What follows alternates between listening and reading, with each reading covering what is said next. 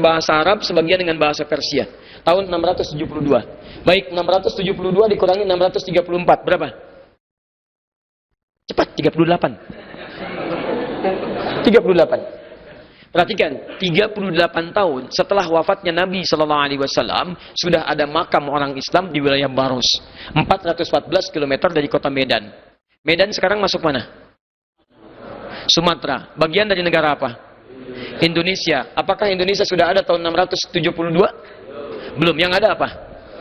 Nusantara. Berarti 672 Masehi Islam sudah ada di Nusantara. Bukan sudah ada, tapi sudah ada yang meninggal, makamnya dituliskan. Kalau meninggalnya di situ, kapan masuknya? Itu kan meninggalnya. Awas, hati-hati, meninggalnya, bukan masuknya. 672 itu berarti abad keberapa? Abad ke-7 Masehi. 7 Masehi sudah ada makam orang Islam. Islam sudah sampai ke wilayah Nusantara. Baik. Ada makamnya, bahkan ditemukan 40 makam yang lainnya. 40 orang meninggal dunia. Masya Allah, kalau 672 ditemukan makam, masuknya tahun berapa? Maka dari situlah kemudian ada yang menyimpulkan Islam itu sesungguhnya sudah masuk ke fase Nabi SAW sudah mulai menyebar, bahkan sudah masuk ke Nusantara di awal-awal fase masa kenabian. Di awal fase apa? 615 Masehi yang ini. Diteliti lagi oleh sebagian sejarawan. Di sini kemudian Buya Hamka menguatkan dalam salah satu seminar yang beliau sampaikan dengan teori Islam datang dari Mekah.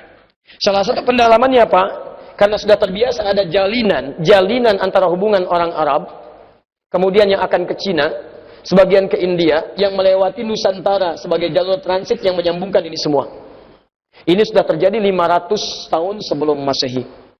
Maka ketika perjalanan ini sering terjadi, hubungan terkoneksi, bahkan dikenal dengan jalur sutra di antara ini semua, maka tidak menjadi sulit ketika ada ekspedisi-ekspedisi dari Arab sampai ke Cina dan mampir ke wilayah Baros. Dan Masya Allah, ada semacam isyarat bahwa di tahun 615 Masehi ini, ketika hijrah sebagian ke Ethiopia, pedagang-pedagang Arab, bahkan ada yang sebagian di Afrika, yang menjadi tempat transit yang melakukan ekspedisi sampai ke Cina, mampirlah kemudian di wilayah Baros. Dan di antara yang ikut ke sana, itu ada sebagian sahabat yang kemudian menyebarkan nilai-nilai Islam. Kisaran ini, 615 Masehi. Di awal masa kenabian. Dimohon maaf, Islam kalau ingin dicari, kapan datangnya ke Nusantara, itu ternyata bukan abad ke-13, seperti klaimnya Snokhogroye. Bukan juga di abad yang ke-12, seperti kata sebagian orang. Tapi ternyata di awal fase kenabian, Nabi sudah menyampaikan tugas dari Allah, kemudian menyampaikan risalah Islam, mengejar sampai ke ujung bumi, sampai datang ke Nusantara. Perhatikan, kalau bukan kehendak Allah, mustahil kemudian bisa mampir ke Maros, sampai ke Nusantara, sampai kemudian berakhir di Cina Selatan. Teman-teman sekalian, yang ingin saya sampaikan, pertama, lihat sini, fase penyebaran Islam, yang membawa pedoman hidup itu, sudah dibawa ke Nusantara jauh sebelum kita terlahir, yaitu di awal abad pertama Hijrah, di awal abad ke-7 Masehi. Namanya masih Nusantara. Jadi kalau Anda ingin mencari jejak Islam di Nusantara, Anda nggak usah repot menemukan sekarang. Dari jauh-jauh hari sudah Anda temukan. Silakan Anda main ke Baros. Dapatkan makam namanya Syekh Ruknuddin. Maka di situ Anda akan temukan, Masya Allah, sudah ada jejak Islam di awal abad ke-7, semasa dengan Nabi SAW, dan lebih jauh lagi di masa sahabat Uthman bin Affan, radhiyallahu ta'ala anhu. Sampai di sini paham? Baik. Yang jadi persoalan, jejak apa yang dibawa dari Islam yang masuk ke Nusantara ini? Karena persoalan kita bukan cuma Islam nih, tapi jejaknya. Awas hati-hati, apakah yang dicari cuma sekedar, maaf ya, makam-makam saja? Apa yang dicari cuma peninggalan saja? Apa jejak yang dibawa? Ketika melangkah, lihat catat ini ya, catat kalimat ini baik-baik. Ketika melangkah jejak kaki setiap alumni Madrasah Nabi, baik alumni Mekah yang jumlahnya 40 orang, ataupun alumni Madinah, ketika mereka melangkah, menjejakkan kakinya di setiap tempat, demi Allah saya katakan, tidak pernah terjadi kecuali, satu, penduduk yang umum yang masuk Islam, dan yang kedua, akan terjadi luar biasa kemajuan-kemajuan yang menghasilkan peradaban. Saya tunjukkan kepada Anda. Amr bin As melakukan ekspedisi bersama Muawiyah. Dan ada sebagian tukang cukurnya Nabi melalui Afrika Utara. Dimulai dari Mesir, kemudian ke Libya, kemudian ke Tunisia, Maroko, Aljazair, sampai nyebrang sedikit Liberia. Setelah itu Mediterania, setelah itu berhenti di Syam, Syria, sampai bangun masjid Muawiyah di Syria. Ada Jordania sekarang, ada Palestina, ada Libanon, ada Syria. Demi Allah saya katakan, coba antum lihat sampai sekarang. Bukankah wilayah itu Muslim? Mesir, Muslim. Libya, Muslim. Tunisia, Muslim. Maroko, Muslim. Aljazair, Muslim. Syam, gak usah ditanya. Palestina, Libanon, Jordania, Syria, Muslim. Perhatikan, setiap alumni madrasah Nabi menjejakkan kakinya di setiap tempat, Muslim. Sahabat, sebagian yang ikut. Konon ada yang disebut dengan Utsman, bukan Utsman bin Affan, Utsman bin Ma'dhun. Jadi delegasi Nabi SAW saat hijrah ke Habsyah. Memimpin kemudian 8 orang. Ditambah sebagian dari perempuan. Gelombang keduanya 80 orang. Nah saat itulah kemudian ada yang mengatakan terjadi ekspedisi sampai ke Laut Cina Selatan, mampir di Baros itu. Tapi tidak disebutkan siapa yang ikut itu. Di poin saya, satu orang ikut dari madrasah Nabi, cuman singgah di Baros, hasilnya Nusantara. Nusantara bukan Indonesia, lebih luas daripada Indonesia. Silahkan cek. Mindanao, Muslim. Thailand Selatan, Patani, Muslim. Brunei Darussalam, Muslim. Indonesia sekarang, Muslim. Cuman mampir, Muslim. Dan yang paling hebat, mereka mencapai masa keemasannya. Silahkan lihat. Bukankah mereka unggul di zamannya? Rempah-rempah didapatkan. Awas, sampai awal abad ke-15, ke-16, itu masih unggul. Sultan, sampai punya koin emas tersendiri. Punya koin emas, dan koin emas itu bukan koin emas biasa. Lafadznya kalimat asyhadu an la ilaha illallah. Asyhadu anna Muhammadar Rasulullah. Ada semuanya. Ada semuanya. Kumpul. Menyebar. Muslim. Luar biasa. Nah, yang paling hebat, setiap generasi mampir ke setiap tempat di Nusantara, ini tinggal kemudian menikah. Ya, disebut dengan kampung Arab. Kampung Arab, padahal orang-orang Islam pertama kali datang. Ya, begitu datang, apa yang dilakukan? Mereka bukan sekedar membawa Islam sebagai agama, tapi membawa pedoman dalam kehidupan yang tadi. Sehingga antum bisa lihat setiap orang Islam datang ke setiap tempat, pasti ada pedoman kehidupan yang dipraktikkan, maju akhirnya. Maju. Islam dulu diminta untuk dibawa ke Spanyol. Jadi yang minta bukan orang Islam datang, orang Spanyol datang. Menghadap kepada Musa bin Nusayr di wilayah Afrika. Minta bantuan dari kekejaman Raja Rodrik. Diutuslah Tariq bin Ziyad. Tariq bin Ziyad bawa pasukan 10.000 orang. Menyeberangi selat. Di selat itu kemudian sampai di sebuah bukit, dia berpidato. Ya, lihat kalimatnya. Di depan kalian ada syahadah, kematian. Di belakang ada syahadah juga. Kapalnya semua dibakar. Dibakar. Kalau di depan syahadahnya syahid. Kalau di belakang mati biasa. Kalau pengen pulang silakan berenang, meninggal juga. Pilih mana? Anda berjuang, membantu saudara kita di Spanyol, atau Anda kembali berenang, silakan. Maka semua dikuatkan. Lebih baik kami berjuang membantu saudara kami dibandingkan meninggal sia-sia menyeberang lautan. Maka diabadikanlah pidato berapi-api itu, semangat yang luar biasa sampai sekarang. Selat itu disebut dengan namanya Selat Jabal Tariq. Orang lokal menyebutnya Gibraltar. Gibraltar dari Jabal Tariq. Maka apa yang terjadi? Ketika ditaklukkan kemudian, dibantu, Allahu Akbar, terbuka. Diminta tinggal. Orang Spanyol yang minta.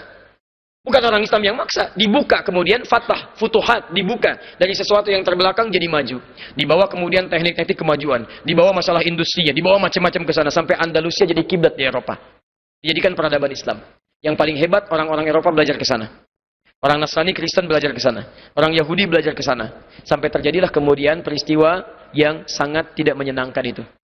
Perhatikan, orang Islamnya karena berada di puncak mulai lalai. Ditinggalkanlah pedoman hidup itu.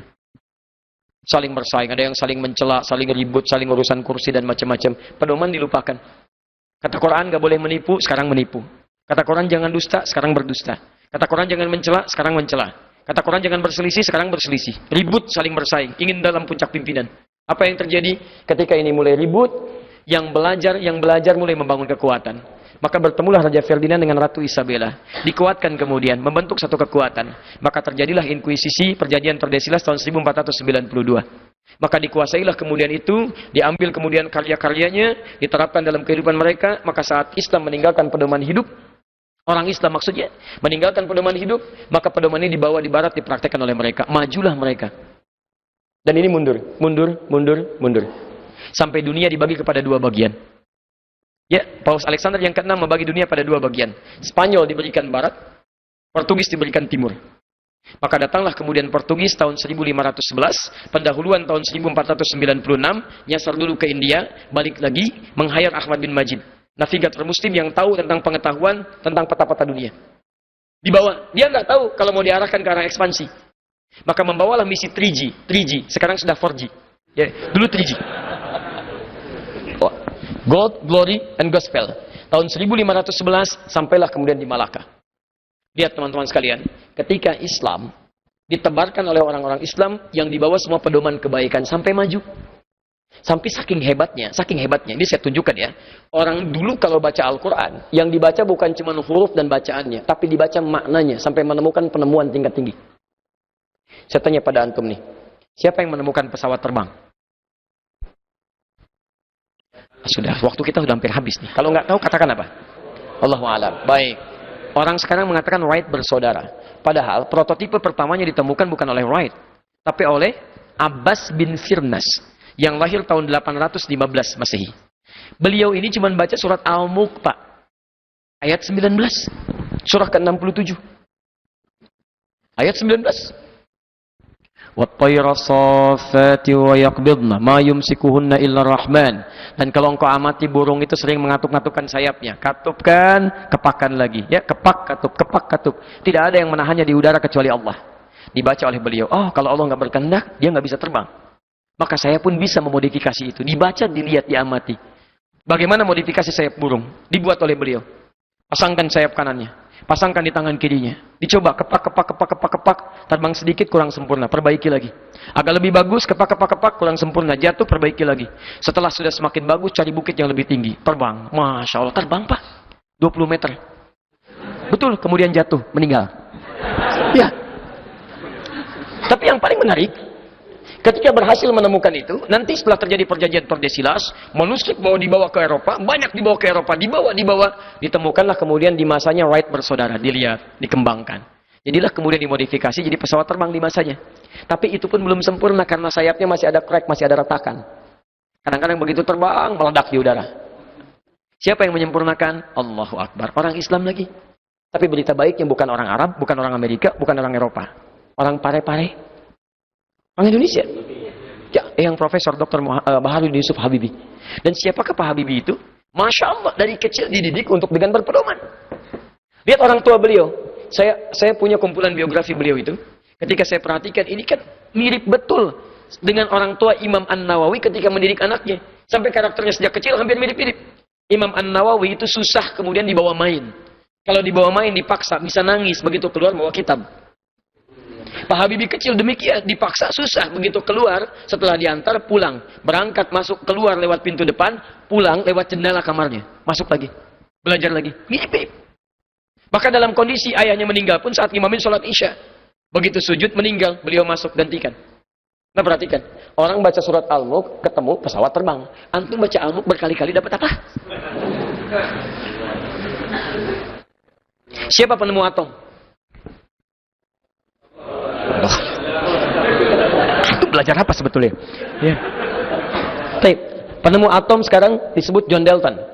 John Dalton penemu atom. Masya Allah. Padahal atom ditemukan itu sebelum beliau lahir sudah ada. Sudah ada. Siapa yang menemukan? Namanya Jabir ibnu Hayyan. Lahir tahun 810 Masehi. Bagaimana menemukannya? Membaca Quran. Quran surah Al-Hadid. Surah ke-57. Begitu sampai ke ayat 25 sampai 26. Mu'anzalnal hadid. Kami turunkan besi dari langit. Turunkan besi dari langit. Dibawa besi. Dibawa ke rumahnya. Laboratorium sederhananya. Dilihat oleh beliau. Diturunkan. Sampai ketemu ke atomnya. Sampai ke titik atomnya. Sampai dikenal dengan bapak kimia. Jabir ibnu Hayyan. Tahukah anda sampai sekarang. Nomor atomnya atom. Dengan isotop yang paling stabil. Sesuai dengan nama suratnya. Silakan. Atom itu kan besi. Atom besi. Besi itu kan ferum. Rumusnya Fe. F besar. E kecil. Fe. Ferum. F besar, E kecil. Nomor atomnya 26. Isotop paling stabil ada 4, 55, 56, 57, 58. Di antara yang 4-nya yang paling stabil 57. Silakan lihat 57 surah ke-57, surah besi. Nomor atom 26 ayat 25 sampai 26. Isyarat apa itu? Yang menemukan orang Islam. Tapi poinnya bukan karena Islamnya, dia baca Al-Qur'an bisa menghasilkan ini. Antum baca Al-Hadid dapat apa? Orang sudah sepeda dipretelin jadi besi itu kan, masya Allah. Habis. Ayo, coba lihat. Dulu begitu, orang lihat syair, kofiah, belajar. Orang Islam tidak begitu masuk Islam dulu. Orang cuma praktekkan syair, nggak kenal ilmunya, nggak ada ilmu arud. Kenalnya cuma syair. Orang Arab itu luar biasa. Begitu melihat sesuatu, ingatannya kuat Pak. Saya akui itu, ingatannya sangat kuat. Tapi sekarang sudah mulai menurun, hanya sedikit di antara mereka. Masya Allah, kalau lihat apapun itu seketika keunggulannya bisa bikin syiar. Imre el-Qais dulu, ya, 150 tahun sebelum Nabi dilahirkan. Imre el-Qais itu kalau melihat seseorang jalan, langsung bikin syair. Lihat ke lembah, ada orang sedang menghayati kekasihnya, langsung dia bikin syair. Kifa dzikra min dzikri habibin wa manzili bisaqti liwa bainad dakhuli fahaumali. Al-Asma'i lihat burung bulbul, terbang-terbang begini, lompat-lompat di atas dahan, bawahnya sungai, seketika bikin syair. Sautus safiril bulbuli hayyaja qalbi thamiri al-ma'u wa zahru ma'a ma'a zahri lahdhul muqali fa anta ya sayyidali wa sayyidi wa maulali fakam tayammuni ghuzailun uqayqali qataftuhu min wadatin min thili hadha ar-rajuli faqala la la la la faqad ghada muharwili wa wal walad wali wali wailali faqultu la tuwalwili fabayinu lu'lu ali qalat law hina kadha in warazidul muqali kahatan ka kailali tabuli. Masyaallah. Paham antum? Saya aja enggak, apalagi antum. Itu kalimat makanya kata dulu para sahabat, termasuk Umar bin Khattab, termasuk Nabi menyampaikan, kalau Anda ingin mengetahui tentang masa-masa jahiliyah terjadi apa, Anda belajar dari syairnya.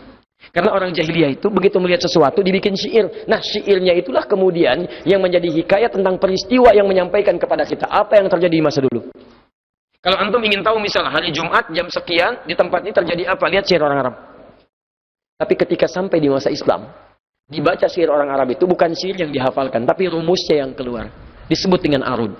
Karena ketika mereka membuat syair, itu punya formula tersendiri. Dikeluarkan formulanya di masa Islam. Jadi ilmu arud. 16 bahar disebut dengan bahar. Ada bahar tawil. Tawilun lahudun al-bukhuri fadailu. Fa'ulun mafa'ilu. Ada rajas mustaf'ilun. Ada madin fa'ilatun. Dipraktekkan kemana? Yang dulunya cuma bikin syair, sekarang dipraktekkan untuk menguasai cabang keilmuan. Kalau Anda ingin belajar bahasa Arab, banyak kitabnya, ratusan buku, jilidnya, kelamaan belajarnya. Buat langsung dengan ilmu arud, 1000 bait saja. Baitnya dihafalkan, rumusnya dikuasai. Muncullah Alfiyah Ibnu Malik. Kalamuna lafdun musfidun kastaqim, ya, wasunafilun thumma harfunil kalim, wahiduhu kalimatun wal qawlu am. Ya, apa kalimatnya? Wahiduhu kalimatun wal qawlu am. Kemudian? Halo? Kalamuna lafdun mufidun kastaqim, wasunafilun thumma harfunil kalim, wahiduhu kalimatun wal qawlu am. Kemudian wa kalimatun biha kalamun qad yu'am bijali wa tanwini wan nida wa al wa musadin ismi tamyizun hasal bitafaati atat wa ya if'ali wa nunik balana fi'lun yanjali. Semua jadi pengetahuan.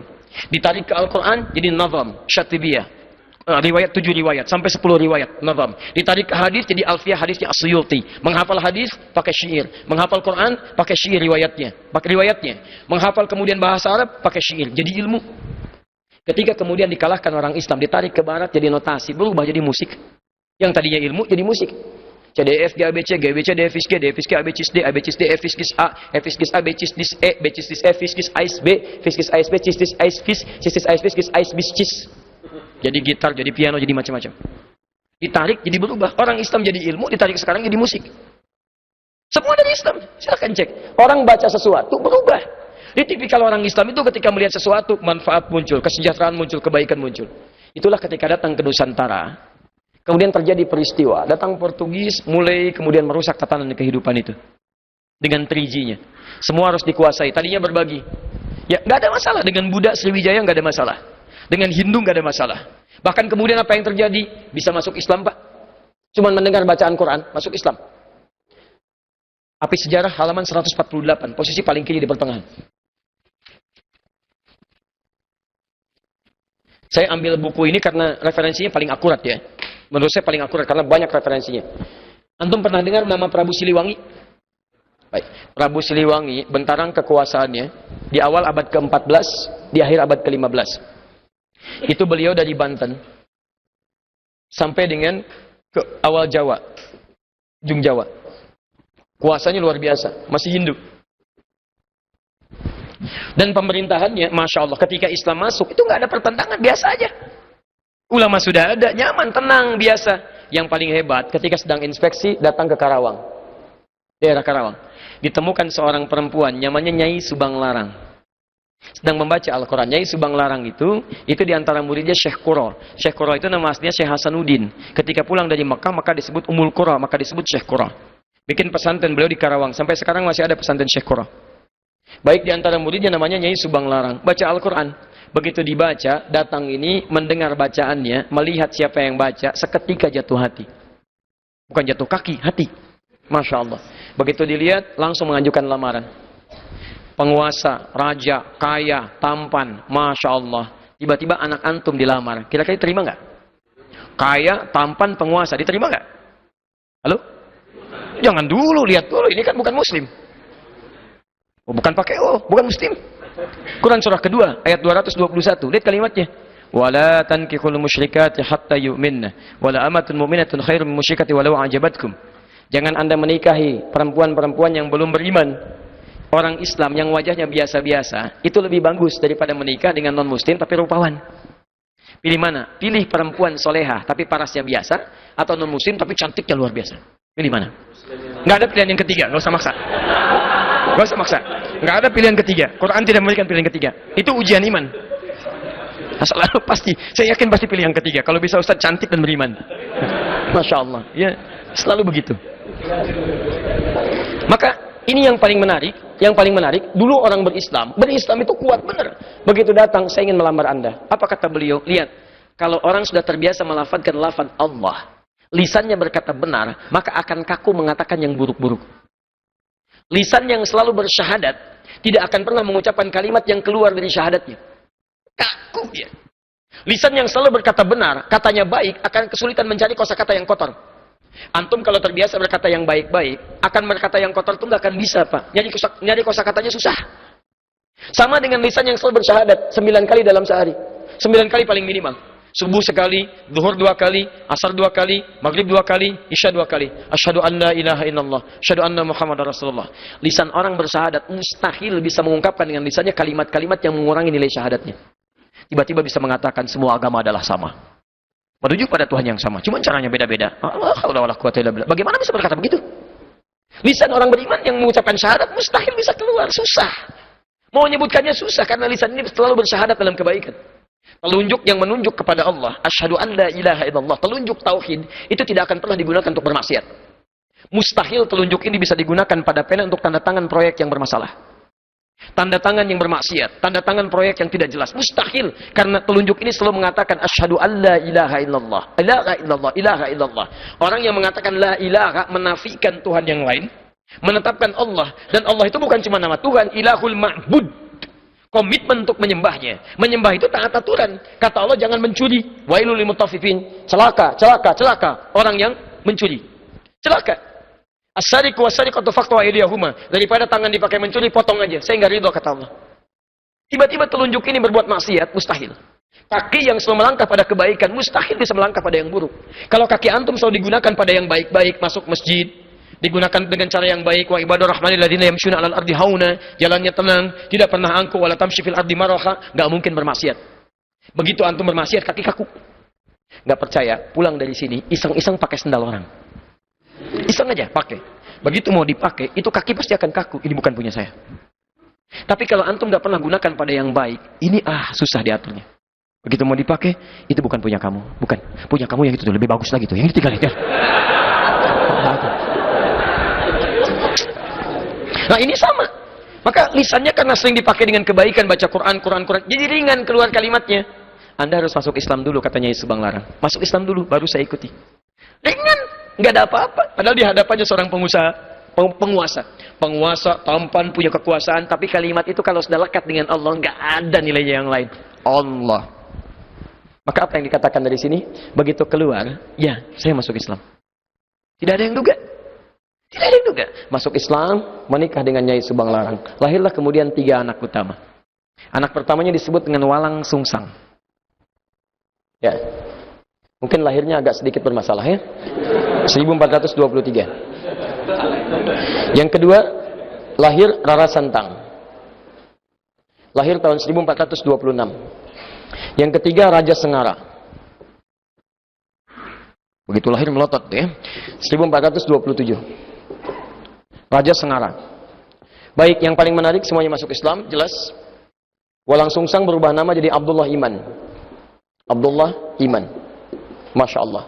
Perhatikan, ini begitu Islam masuk membawa pedoman kebaikan, jadi baik. Dengan Hindu gak ada masalah, dengan Buddha gak ada masalah. Tiba-tiba masuk Islam dan berubah jadi kebaikan. Tiba-tiba apa yang terjadi? Ini yang mau saya tunjukkan. Ini berubah jadi Abdullah Iman.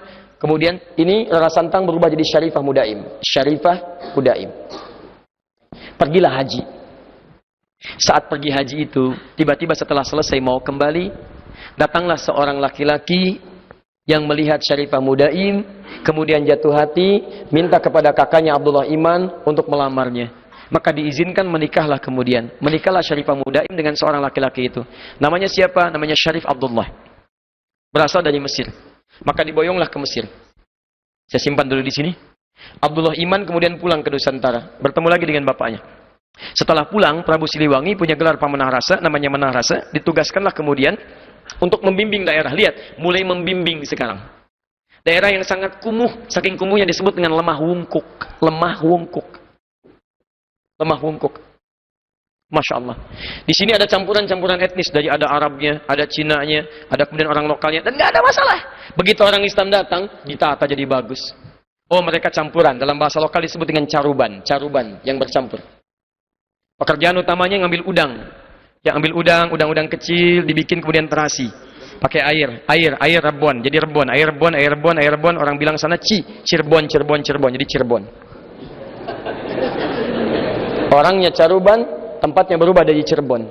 Ditata dengan baik, jadi makmur, jadi bagus, berhasil di situ. Begitu nilai keislaman dilakukan, haji pulang dari sana, merubah lemah wungkuk yang kotor jadi Cirebon. Etnis yang bercampur, punya kemudian tata usaha yang baik. Caruban aslinya kemudian menyebar sampai ke wilayah Lasem. Antum kalau nanti dari Semarang, belok ke Demak, Demak ke Kudus, Kudus ke Pati, Pati ke Rembang, ke Lasem. Lasem ini Masjid Agung, sekitar nggak terlalu jauh lah ya, 200 meter lah dari Masjid Agung sebelumnya. Ada sebelah kiri arah pantai namanya Caruban. Sampai sekarang Caruban. Ya, karena ada etnis di situ termasuk Cina pertama datangnya lewat sana. Karena itu disebut dengan Caruban. Ini lemah wungkuk jadi Cirebon. Yang ini pulang ke Nusantara setelah 20 tahun, bawa anak. Anaknya bernama Syarif Hidayatullah. Maka ketika pulang kemudian diberikan wilayah di Gunung Jati, maka dikenal dengan Sunan Gunung Jati. Teman-teman sekalian, ternyata di sinilah kemudian menyebar Islam. Syarif Abdullah ini ternyata anak seorang ulama yang juga berdakwah di Nusantara. Lihat madrasah Nabi, melahirkan seseorang, datang ke Baros, menyebar. Dari Baros punya keturunan, menyebar lagi. Dakwah. Dari situ muncul kemudian peradaban, kehebatan, kemajuan. Apa yang terjadi di antara saudaranya ini?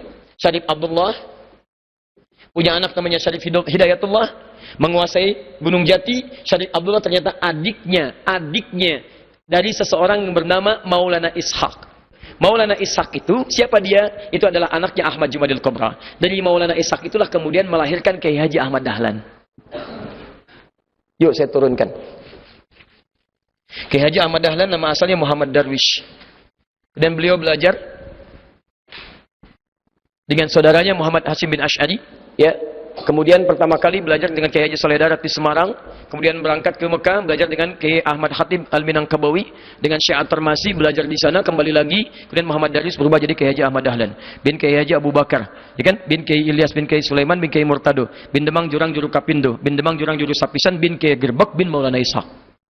Sama persis dengan beliau mendirikan Muhammadiyah kemudian tanggal 18 November 1912. Sama persis dengan nasabnya Kiai Haji Muhammad Hashim bin Ash'ari yang mendirikan Nahdlatul Ulama tanggal 31 Januari 1926. Beliau Kiai Haji Muhammad Hashim bin Ash'ari bin Abdul Wahid. Abdul Wahid nama aslinya bin Abdul Wahid bin Abdul Halim. Abdul Halim nama aslinya Pangeran Benawa, dikenal dengan Sultan Hadiwijaya. Bin Abdullah bin Abdul Fattah, dikenal dengan Joko Tingkir. Ya, kemudian bin Abdul Aziz bin Abdul Rahman bin Maulana Ishaq. Ya, Walid Raden Ainul Yakin. Siapa Maulana Ishaq itu? Anaknya Ahmad Jumadil Kubra. Siapa Ahmad Jumadil Kubra itu? Keturunan dari Ali Zainal Al-Kabir. Ali Zainal Al-Kabir anaknya Ali Zainal Abidin. Ali Zainal Abidin keturunan dari Al-Husain. Al-Husain adiknya Al-Hasan. Al-Hasan anaknya Ali bin Abi Thalib radhiyallahu taala anhu. Ali bin Abi Thalib suaminya Fatimah Az-Zahra. Fatimah putri Muhammad sallallahu alaihi wasallam. Masih ada sampai sekarang. Kalau antum ingin tahu wilayah Ahmad Jumadil Kubra, antum ke Semarang. Dari Semarang ini, di sini suka ada aerob ini ya. Ini arah ke Demak. Sini ada flyover. Di sini makamnya, di sini Masjid Ahmad Jumadil Kubra. Warna masjidnya warna hijau, kubahnya warna emas. Di sini ada 3 gerai ATM, CMB Niaga, Mandiri dengan BNI. Sini. Ke sini arah ke Demak. Di sini ada Sultan Agung Tirta Yasir, sini ada rumah sakitnya. Di sini kemudian ada terminal. Ya. Masih ada. Dan buktinya ada semua. Ada semua. Jelas ya? Kokam belum ketemu, Kokam tenang ya. baru Muhammadiyah. Kokam belum ketemu. Nanti tahun 60-an baru ada Kokam ya. Baik, kita teruskan dulu sebentar. Sabar ya, insyaallah. Bismillah. Nah, jadi intinya teman-teman sekalian, saya ingin turunkan ketika itu menyebar, Masya Allah, jadi kesultanan, sultan. Cuman secara singkat, ini kemudian diacak oleh Portugis. Diacak-acak. Habis. Mulai mundur. Kurang lebih 300 tahun kemudian datang VOC. VOC itu sebenarnya bukan negara, cuman kongsi dagang pengusaha hitam, cuman di backup oleh, nah ini ya satu kesatuan yang jadi pemerintahan yang juga zalim, di backup dengan tentara dan sebagainya, akhirnya menguasailah Nusantara itu, dikuasai Nusantara. Bayangkan 300 tahun. Saya ulang, bayangkan, kebayang nggak? Belum saya ceritain, kan? Wah, segala hal dikuasai. Ya ada yang maju dibunuh, ulama segala dihancurkan, macam-macam. Ya, maka terjadilah kemudian perjuangan. Dari mulai segalanya. Ya, ada yang bergerak dari mulai ujung sampai ke ujung, dari Aceh sampai ke ujungnya. Mohon maaf, ada muncul, ada Pangeran Diponegoro, ya ada Imam Bonjol, ada macam-macam sampai dengan ke wilayah timur. Di mata uang 1000 itu, yang dulu uang 1000, ada gambar siapa? Patimura. Siapa nama aslinya? Thomas? Bukan, nggak ada Thomas. Namanya Ahmad, bukan Thomas, Ahmad nama aslinya. Bukan Thomas, awas hati-hati ya. Hati-hati. Ternyata namanya itu bukan Thomas, namanya Ahmad Lucy. Ahmad Lucy ini seorang kiai, punya pesantren, punya banyak murid. Beliau yang membawa murid-muridnya untuk melawan penjajahan pada saat itu. Pertanyaan saya, kenapa kok tiba-tiba jadi Thomas? Jauh kan dari Ahmad ke Thomas? Kalau disebutkan Thomas, apa yang terbayang? Oh, jangan dulu ke situ. Thomas itu banyak, ada kereta-keretaan, ada mobil-mobilan, ada badminton, ada macam-macam. Ya, tapi umumnya orang akan berpersepsi lain. Kalau Ahmad gak ada yang lain. Disebutkan Ahmad, apa yang terbayang? Sudah gak ada yang lain kecuali Muslim. Satu kali disebutkan di Quran, surah ke-61 ayat yang ke-6, paling kiri sebelah atas. Min ba'di ismuhu Ahmad, gak ada yang lain. Kok tiba-tiba jadi Thomas? Ini. Antum bisa bayangkan siapa yang bikin sejarah? Dan yang paling hebat adalah setia ini berjuang 300 tahun, gak berkembang. Apa yang terjadi? Di sini titik yang mau saya sampaikan sampai ketemu Indonesia. Ya, sampai kemudian di akhirnya berbentuk hal-hal kebaikan-kebaikan dengan segala sinergitas sampai ke Kokam, sampai saya ke sini berakhir, ya. Nah, sekarang lihat sini. Bismillah. Api sejarah halaman 347, posisi paling kanan di sebelah bawahnya. Lihat sini. Setelah semua berjalan dengan luar biasa dahsyatnya, kumpullah kemudian beberapa orang soleh, terkhusus 4 orang. Ada Sayyid Abdurrahman, ada Sayyid Muhammad, ada Sayyid Sehan, ada Sayyid Al-Fakhri, berkumpul di Tanah Abang, wilayah Tanah Abang sekitaran Krukut. Kumpulnya pada hari Senin Kliwon. Tanggalnya 17 Juli tahun 1905. Bertepatan dengan 13 Jumadal Ula. Di buku itu salah tulis, dituliskan Jumadil Awal, seharusnya Jumadal Ula. Gak ada Jumadi ya, yang ada Jumada. Tum tahu bedanya Jumadi dengan Jumada? Kalau Jumadi itu orangnya. Kalau Jumada itu musimnya. Jumada itu musim gugur, musim kering. Ya kering, jadi saat semuanya sudah gugur, tumbuh-tumbuhan yang gugurkan daun dan sebagainya, orang menyebutnya Jumada. Ula tahap gugur pertama, Jumada tsaniyah tahap gugur yang kedua, sampai muncul musim panas yang luar biasa panas. Ya sampai ke Ramadan puncaknya. Kalau Jumadi itu orangnya, tapi bahasa Arab ya, bukan bahasa Jawa. Jumadi itu orangnya, orang yang kering, ya gugur. Jadi kalau misalnya namanya Hasan misal, tapi kalau diajak senyum susah, kering gitu ya. Nah itu orang Arab bilang enta Jumadi, masya Allah, gitu ya. Tapi bukan bahasa Arab ya, awas. Pulang-pulang dari sini Jumadi, masya Allah. Baik. 13 Jumadal Ula tahun 1323 Hijrah. Maka berkumpullah kemudian 4 ulama ini dirumuskan. Kita mau sampai kapan begini? Kita kehilangan pedoman ini karena terpecah-pecah. Maka mereka kumpul berinisiatif untuk mengembalikan pada pedoman utama, hudan tadi. Apa yang salah dari kita? Setelah sebelumnya Jakarta juga pernah belajar dari peristiwa Jakarta. Sebelumnya kan Batavia dikuasai oleh Portugis. Siapa yang mengalahkan itu? Bukan Syarif Hidayatullah. Bukan. Namanya Fathullah. Orang lokal menyebutnya Fatahillah. Portugis menyebutnya Faletehan. Siapa Fathullah itu? Beliau adalah menantu Sunan Gunung Jati. Sunan Gunung Jati, Syarif Hidayatullah punya satu putra, satu putri. Putra pertama bernama Muhammad. Putrinya yang kedua itu menikah dengan Fathullah yang berasal dari Parsi. dari Parsi, Samudra Pasai. Ya, dari Samudra Pasai. Beliau datang, jadikan menantu, panglima perang yang luar biasa, taat kepada Allah Subhanahu wa taala. Dan saat datang kemudian ke wilayah Gunung Jati, di Batavia sedang dikuasai, maka diminta untuk berjihad membebaskan Batavia. Dipimpin pasukan, berwudu dulu, wudu, kemudian salat, berdoa kepada Allah Subhanahu wa taala. Berangkat pasukannya sehingga bertempur di sana, dan alhamdulillah dengan izin Allah tanggal 22 Ramadan. Ya. Tahun 923 Masehi, ya pada saat itu. 923 Hijriah, maaf. 923 Hijriah. 22 Ramadan, bertepatan dengan 22 Juni tahun 1527. Maka dikalahkan Portugis dari situ, digantilah kemudian namanya dari Batavia menjadi nama syukur kepada Allah. Karena itu dibuka oleh Allah, dibuka disebut dengan Fatah, dikembalikan ke surah 48 ayat pertama. Inna fatahna laka fatham mubina. Kami yang buka, bukan kamu yang dengan kehebatan kamu. Kalau bukan dengan izin Allah, bagaimana bisa tombak menghancurkan dan mengalahkan pasukan-pasukan dengan senjata yang lebih bagus, modern. Maka dikatakan inna fatahna laka fatham mubina. Diambillah kemudian Batavia diganti Fatham Mubina. Fatham Mubina dalam bahasa lokal disebut dengan Jayakarta. Jayakarta, Jayakarta. Disingkat jadi Jakarta. Makanya Jakarta itu sampai sekarang hari ulang tahunnya, hari jadi kota Jakarta sama persis ketika dibebaskan oleh Fatullah. 22 Juni 1527. Setiap tanggal 22 Juni hari lahir kota Jakarta. Lahir, artinya sebelumnya belum lahir. Belum ada. Siapa yang mengadakan itu? Allah. Di tangan siapa? Orang Islam. Datang orang Islam, jadi Jakarta. Allahu Akbar. Jelas ya? Baik, jadi teman-teman sekalian, ini nggak ada kaitan dengan masa-masa yang lain-lain ya. Kita hanya ingin sampaikan sejarah membuktikan bahwa ketika orang Islam ada dimanapun selalu memberikan kebaikan, termasuk untuk bangsa ini. Hati-hati, jadi kalau ada yang tidak baik dari orang Islam akan berpengaruh kepada bangsa kita. Antum jadi lebih baik, Allahu Akbar. Negara ini akan makmur, sejahtera, bagus luar biasa. Karena nggak cukup dengan amin, kita kembalikan dulu, lihat. Ke sini. Ya. Nggak akan pernah ada di Quran kalimat-kalimat yang menjadikan seorang mukmin jadi perilaku buruk. Silakan cek. Begitu menandang, matanya harus yang baik-baik. Jadi kalau semua orang beriman, di negeri ini semua orang beriman, Allahu Akbar. Jangankan tangan, mata aja nggak akan lihat yang nggak baik. Quran surah 24 ayat 30. Qul lil mu'minina yaghuddu min absarihim. Katakan pada pria beriman, matanya hanya boleh lihat yang baik-baik. Nggak baik, palingkan. Maaf ya, gudul basar itu bukan nggak boleh lihat. Lihat, tapi ketika yang dilihat itu nggak baik menurut Allah, palingkan. Bukan nggak boleh lihat. Saya dulu di Monjali tahun 2002 melihat seseorang pakai sepeda, Pak. Ya di jalan raya tuh di pinggir. Ke bawah aja begini. Ya, ke bawah begini. Ketika ditanya kenapa, gudul basar. Masya Allah. Hati-hati kan di depan ada mobil, ada apa dan sebagainya kan. Antum kalau mau lihat aja, begitu tidak baik antum palingkan. Lihat reklame, pandangannya tidak bagus, palingkan. Lihat handphone, gak bagus gambarnya, palingkan.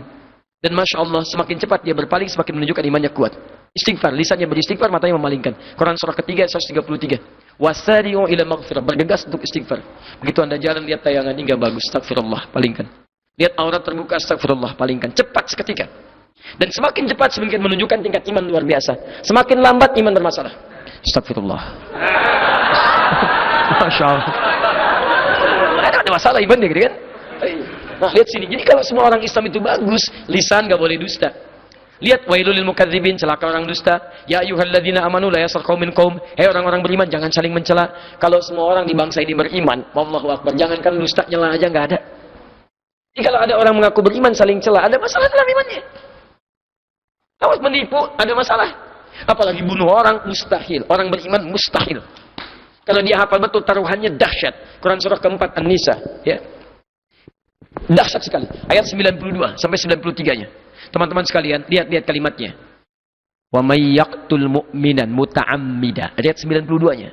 Siapa yang sengaja merencanakan pembunuhan pada satu orang saja, apalagi dia orang beriman, fajaza'uhu jahannam. Taruhannya neraka jahannam. Wa ghadiballahu alaihi. Allah murka kepada dirinya. Wa la'anahu, dilaknat dia. Wa a'adda lahu 'adzaban 'azima, dan dijanjikan siksa 2 kali lipat, berkali-kali lipat.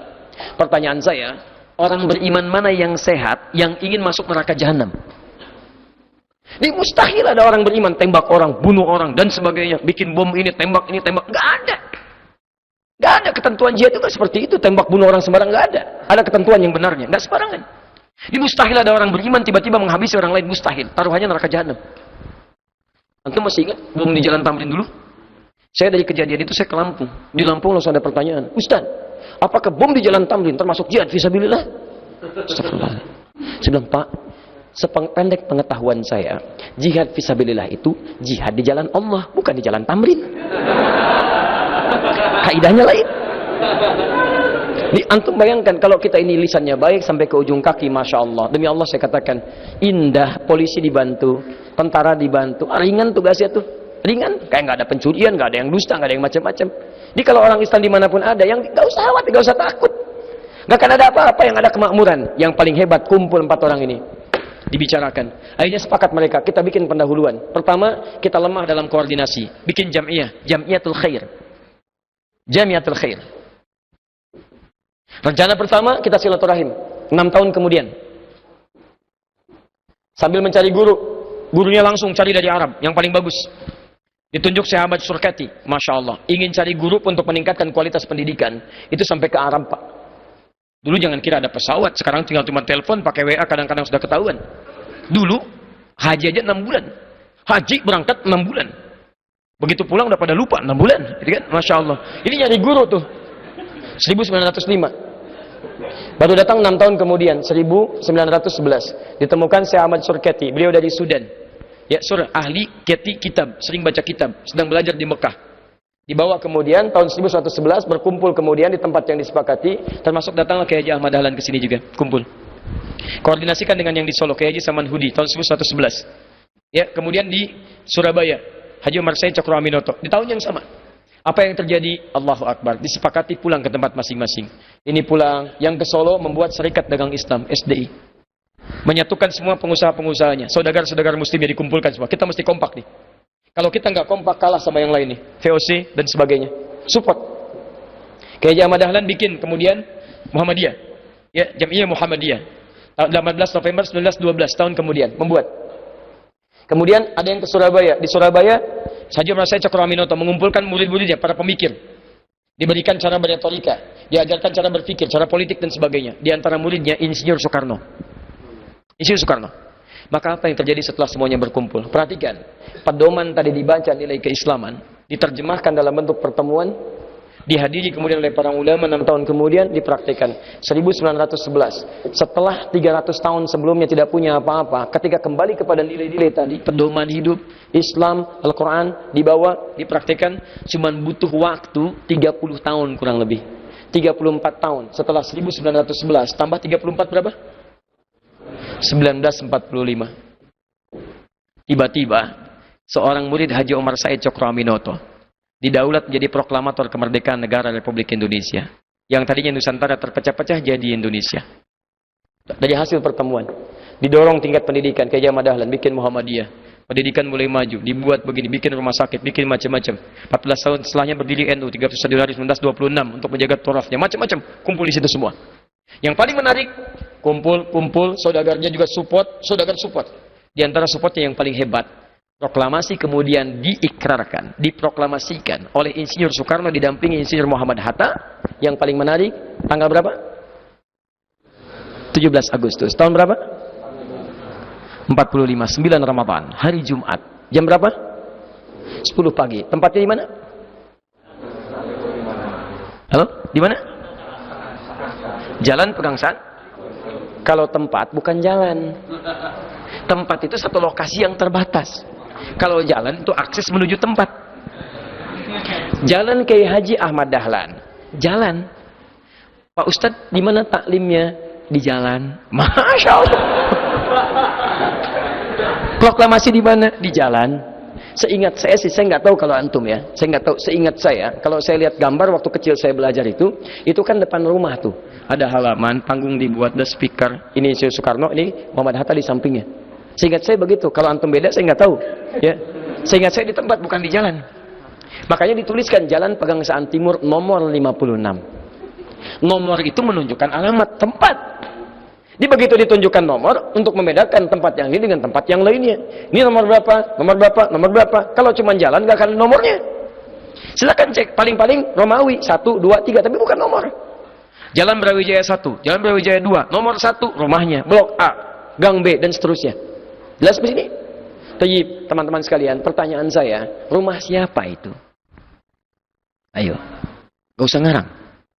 Rumah siapa? Ah. Dan tidak pernah dituliskan dalam buku sejarah, nggak pernah dituliskan. Itu rumah orang Islam. Saudagar tadi yang terhimpun dengan Kiai Samanhudi namanya Syekh Faraj bin Marta. Syekh Faraj bin Marta, beliau keturunan Yaman, keturunan Arab Yaman, mewakafkan rumahnya untuk proklamasi kemerdekaan negara Republik Indonesia. Syekh Faraj bin Marta, kemudian beliau istirahat sebentar di Bogor. Insinyur Soekarno suka kunjungan ke Bogor, kadang-kadang ke istana, kadang ke situ kunjungan. Dan Insinyur Soekarno kan sakit beliau malamnya, karena diamankan di Rengas Dengklok. Dikasih madu Yaman oleh beliau, dengan izin Allah, bismillah ikhtiar. Sehat lagi, sembuh, proklamasi, Masya Allah. Cuma dalam tempo yang sesingkat-singkatnya, singkat. Setelah apa? Kembali pada pedoman. Saya masih punya salinan dari ucapan terima kasih Negara Kesatuan Republik Indonesia kepada keluarga besar Syekh Faraj bin Marta. Negara Kesatuan Republik Indonesia mengucapkan terima kasih kepada keluarga besar itu, Syekh Faraj bin Marta. Jadi kalau beliau ke Jawa pun, yang nggak mau pakai mobil kecuali mobilnya Syekh Faraj bin Marta. Dan kami pernah bertemu sebagian dari keluarga besar beliau saat kami mengajar di Surabaya. Ditunjukkan, ya tempat-tempatnya, fotonya macam-macam, Masya Allah. Itu. Makanya negara berterima kasih kemudian kepada Islam dengan pedomannya berhasil di Indonesia. Bahkan ditetapkan sebagai dasar negara tentang nilai-nilai keberagaman. Apa dasar negara kita? Pancasila. Sila keberapa? Sila pertama. Apa sila pertama? Ketuhanan yang Maha Esa. Cara membaca sila itu ditafsirkan dengan Undang-Undang Dasar. Baca Undang-Undang Dasar pasal 29 ayat 1 dan 2. Negara berdasar atas ketuhanan yang Maha Esa. Sila pertamanya. Negara berdasar atas ketuhanan yang Maha Esa. Saking ingin menghargainya jasa orang-orang tua kita, para pahlawan kita, orang-orang Islam mengambil pedoman itu, bahkan dasar negara pun diambil dari nilai-nilai keagamaan. Bahkan negara melindungi, ayat 2-nya. Negara menjamin kemerdekaan tiap-tiap penduduk untuk memeluk agamanya masing-masing dan beribadah menurut agama dan kepercayaan itu dijamin oleh negara. Dijamin. Di negara ini menjamin keberagaman. Makanya hal-hal yang bisa mereduksi, meruntuhkan, mengurangi keimanan, mengurangi keberagamaan di negara ini, itu yang tidak boleh ada, bertentangan dengan undang-undang. Jadi kalau negara kita merdeka, artinya merdeka dari segala hal yang tidak sesuai dengan undang-undang. Segala hal yang terkait dengan bertentangan undang-undang, itu tidak boleh ada. Harus merdeka kita dari semua itu. Liberalisme itu mengurangi keberagaman. Pluralisme merusak keberagaman. Sekularisme memisahkan keberagaman. Jadi pluralisme, sekularisme, liberalisme itu bertentangan dengan undang-undang. Bukan cuma dengan Islam, bertentangan dengan undang-undang. Nah sekarang bagaimana cara kita umat Islam membaca konsep keagamaan itu? Maka kita nggak usah jauh-jauh menafsirkan. Dibacakan dalam pembukaan dasar Undang-Undang Dasar 1945. Atas berkat rahmat Allah yang Maha Kuasa. Allah mau ditafsirkan apa di situ? Allah yang Maha Kuasa. Bagi kita orang Islam, Allah itu jelas. Al-ilahul ma'bud. Asyhadu an la ilaha illallah. Dituliskan pakai Latin, pakai bahasa Arab, tetap dibacanya Allahu Akbar. Dengan kalimat Allahu Akbar, bambu runcing itu bisa mengalahkan senjata otomatis. Tiba-tiba dipilih Jenderal Sudirman. Siapa Jenderal Sudirman? Guru sekolah Muhammadiyah. Padahal pada waktu itu sudah ada yang hebat-hebat di Serkas Singadingejo, ada yang punya pasukan, ada yang punya macam-macam. Tapi kok yang dipilih beliau karena kedekatannya dengan Allah Subhanahu wa taala. Punya cuma setengah paru-parunya, berjuang luar biasa dengan kalimat tauhidnya. Pedoman dikeluarkan jadi bertahan, terwujud negara kesatuan Republik Indonesia. Jejak Islam di Nusantara bukan sekedar menghadirkan jejak tapak-tapak tilas dalam bentuk-bentuk museum, bentuk-bentuk bangunan, bentuk-bentuk peninggalan, tapi jejak itu lebih kepada pedoman-pedoman yang harus kita lestarikan. Dengan pedoman itulah lahir negara kesatuan Republik Indonesia. Dengan pedoman itulah kemudian dipraktekkan nilai-nilai kebaikan. Sekarang tugas kita mengisi kemerdekaan yang tinggal hanya dalam hitungan hari kita mendapati hari-harinya, maka kita harus kembali kepada pedoman itu. Coba lihat lagi. Cukup bagi kita menjadi orang beriman yang hadir di Indonesia. Dengan jadi orang beriman, maka mata kita akan baik, telinga kita baik, mulut kita baik, belajar kita semangat, dan kita bisa mengisi kehidupan di muka bumi, khususnya Indonesia ini dalam kebaikan. Silakan antum lihat ya, semua father funding kita, ketika mereka mempraktekkan nilai-nilai ini, hebat Indonesia dikenal. Antum kenal Kiai Haji Agus Salim?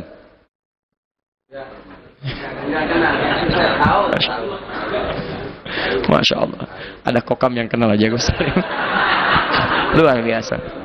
Malam ini memang sudah agak semakin malam ya. Agak lain. Sini Fir'aun, sini Agus Salim. Luar biasa. Baik. Itu Kiai Agus Salim, Masya Allah.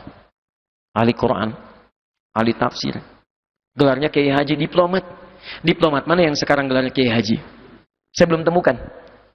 Dulu Kiai Haji gelarnya Pak, hafal Quran, tahu tafsir, dan menguasai 14 bahasa. Begitu kembali kepada Quran, kecerdasan dibuka. Nanti saya kasih rahasia ya. Nanti dalam taklim yang berikutnya kalau kita bertemu di lain sisi, ya bisa. Tapi saya kasih bocoran, ini rahasia di antara kita malam ini ya.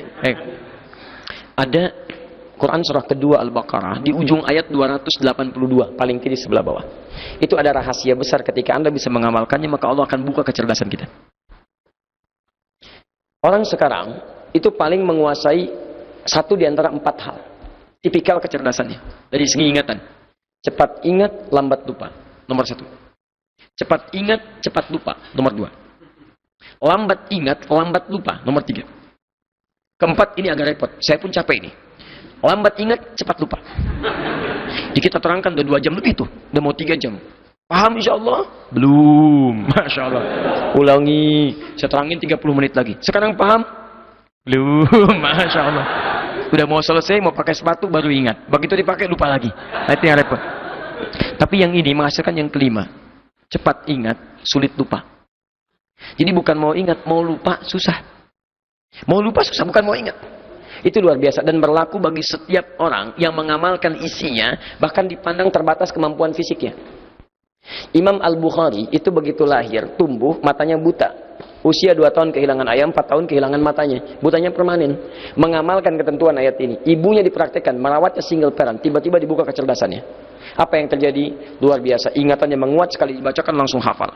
Dan yang paling hebat, kemudian ketika menghafal Quran, matanya disembuhkan oleh Allah Subhanahu wa taala. Ya, menghafal Quran surah Qaf, ya, surah ke-50, ayat ke-22 sampai ke ayat ke-22. Begitu dibacakan, laqad kunta fi ghaflatin min hadza, fakashafna anka ghita'aka wa wasaluka al-yawma hadid. Itu ayat hukum akhirat. Begitu dibaca, Imam Al-Bukhari turun ke dunia. Dulu pandanganmu tertutup, nggak bisa lihat. Sekarang kami buka, bisa melihat kembali. Maka mulai hari ini pandanganmu akan menatap dengan tajam. Tiba-tiba bisa melihat, sampai menulis Sahih Al-Bukhari 16 tahun beliau tuliskan, sebagian di Mekah, sebagian di Madinah. Diamalkan. Silakan buka kisahnya di kitab Fathul Bari, fi Syarah Sahih Al-Bukhari karya Ibnu Hajar Al-Asqalani. Yang punya saya, lihat di jilid yang pertama, halaman 634, paling kiri sebelah bawah paragraf ketiga baris 1 sampai 7. Ada semuanya. Rahasianya, wattaqullah wa yu'allimukumullah. Tingkatkan takwa Anda kepada Allah, maka Allah akan mengajarkan pada Anda tambahan pengetahuan. Kiai Haji Agus Salim meningkatkan takwanya. Beliau hafalkan Quran, tingkatkan sholat sampai punya gelar Kiai Haji. Tahu nggak? 14 bahasa tanpa harus merasa malu, punya kemudian nilai-nilai syiar keislamannya. Beliau berjanggut pakai sarung. Begitu keluar tugas diplomasi, janggutnya nggak dicukur. 14 bahasa pakai janggut nggak malu. Antum 2 bahasa aja belum lancar, janggutan udah malu. Masya Allah, baru 3 ada dicukur. Berangkat. Yang paling menarik, begitu mau pidato di mimbar dunia itu, maka sebagian diplomat dunia mengolok-oloknya. Apa respon beliau? Tidak marah, karena hafal Quran. Muncul di benaknya Quran surah ketiga ayat 134 itu. Wal kadhiminal ghaidha. Orang-orang yang sanggup menahan amarah itu orang baik. Tiba-tiba naik ke atas mimbarnya dengan elegan berkata, tuan-tuan dan nyonya sekalian, seperti Anda ketahui, saya diberikan oleh Allah Tuhan kita semua anugerah berupa pengetahuan tentang ragam bahasa. Jangankan bahasa manusia, bahasa kambing pun saya diberikan kemampuan menerangkannya. Jadi mohon maaf kepada para kalangan kambing yang hadir pada saat ini. Saya akan menyampaikan dalam bahasa manusia, setelah itu saya terangkan dalam bahasa kambing. Apa yang terjadi? Tiba-tiba semuanya tertunduk, mata memerah dan elegan sekali. Selesai. Luar biasa. Diplomat dulu 14 bahasa, hafal Quran. Kembali pada pedoman kecerdasan terbuka. Silakan cek semua orang-orang Islam pada saat dulu. Hebat. Dan diakui oleh negara. Diakui oleh negara. Dan negara itu mengakui kebebasan, mengakui perbedaan, dan paling hebatnya mengakui keragaman. Dari pakaian, gak ada masalah. Pahlawan nasional, Imam Bonjol. Pahlawan nasional, Pangeran Diponegoro. Apa pakaiannya? Gamis. Jubah, bukan pakaian Arab. Lihat, gak ada istilah pahlawan Arab. Pahlawan nasional. Gak ada masalah, semua ada. Ya, lihat orang dulu berjuang pahlawan nasional. Gelarnya bagus, bajunya bagus, gak ada masalah. Orang sekarang belum jadi pahlawan nasional. Ya, ilmu tidak sebanyak yang dulu, taat tidak sebaik yang dulu. Tiba-tiba jadi masalah semua. Jelas sampai sini? Baik, kalau sudah jelas, maka dari itu saya sarankan kepada kita semuanya, mari kita berbenah. Demi Allah saya katakan, ayo kita mulai dari Jogja ini. Tunjukkan pada dunia. Dari Jogja, berikan sinyal pada dunia. Kami ingin kembali pada ketentuan yang benar. Gali kembali Qurannya. Jangan cuma jadi bacaan, keluarkan. Dan berita baiknya, kalau bisa, antum keluarkan ayat-ayat spesifik terkait dengan kebutuhan antum saja. Antum yang pelajar, keluarkan ayat-ayat ilmu dalam Al-Quran. Bagaimana cara belajarnya, bagaimana cara menghafal yang baik, kapan menghafal, kapan mengulang, kapan mempraktekkan, turunkan. Hei antum yang pengusaha, turunkan ayat-ayat usaha dalam Al-Quran. Lihat prakteknya pada diri Nabi. Demi Allah saya katakan, semua pengusaha yang belajar dari Nabi tidak pernah rugi, untung semuanya.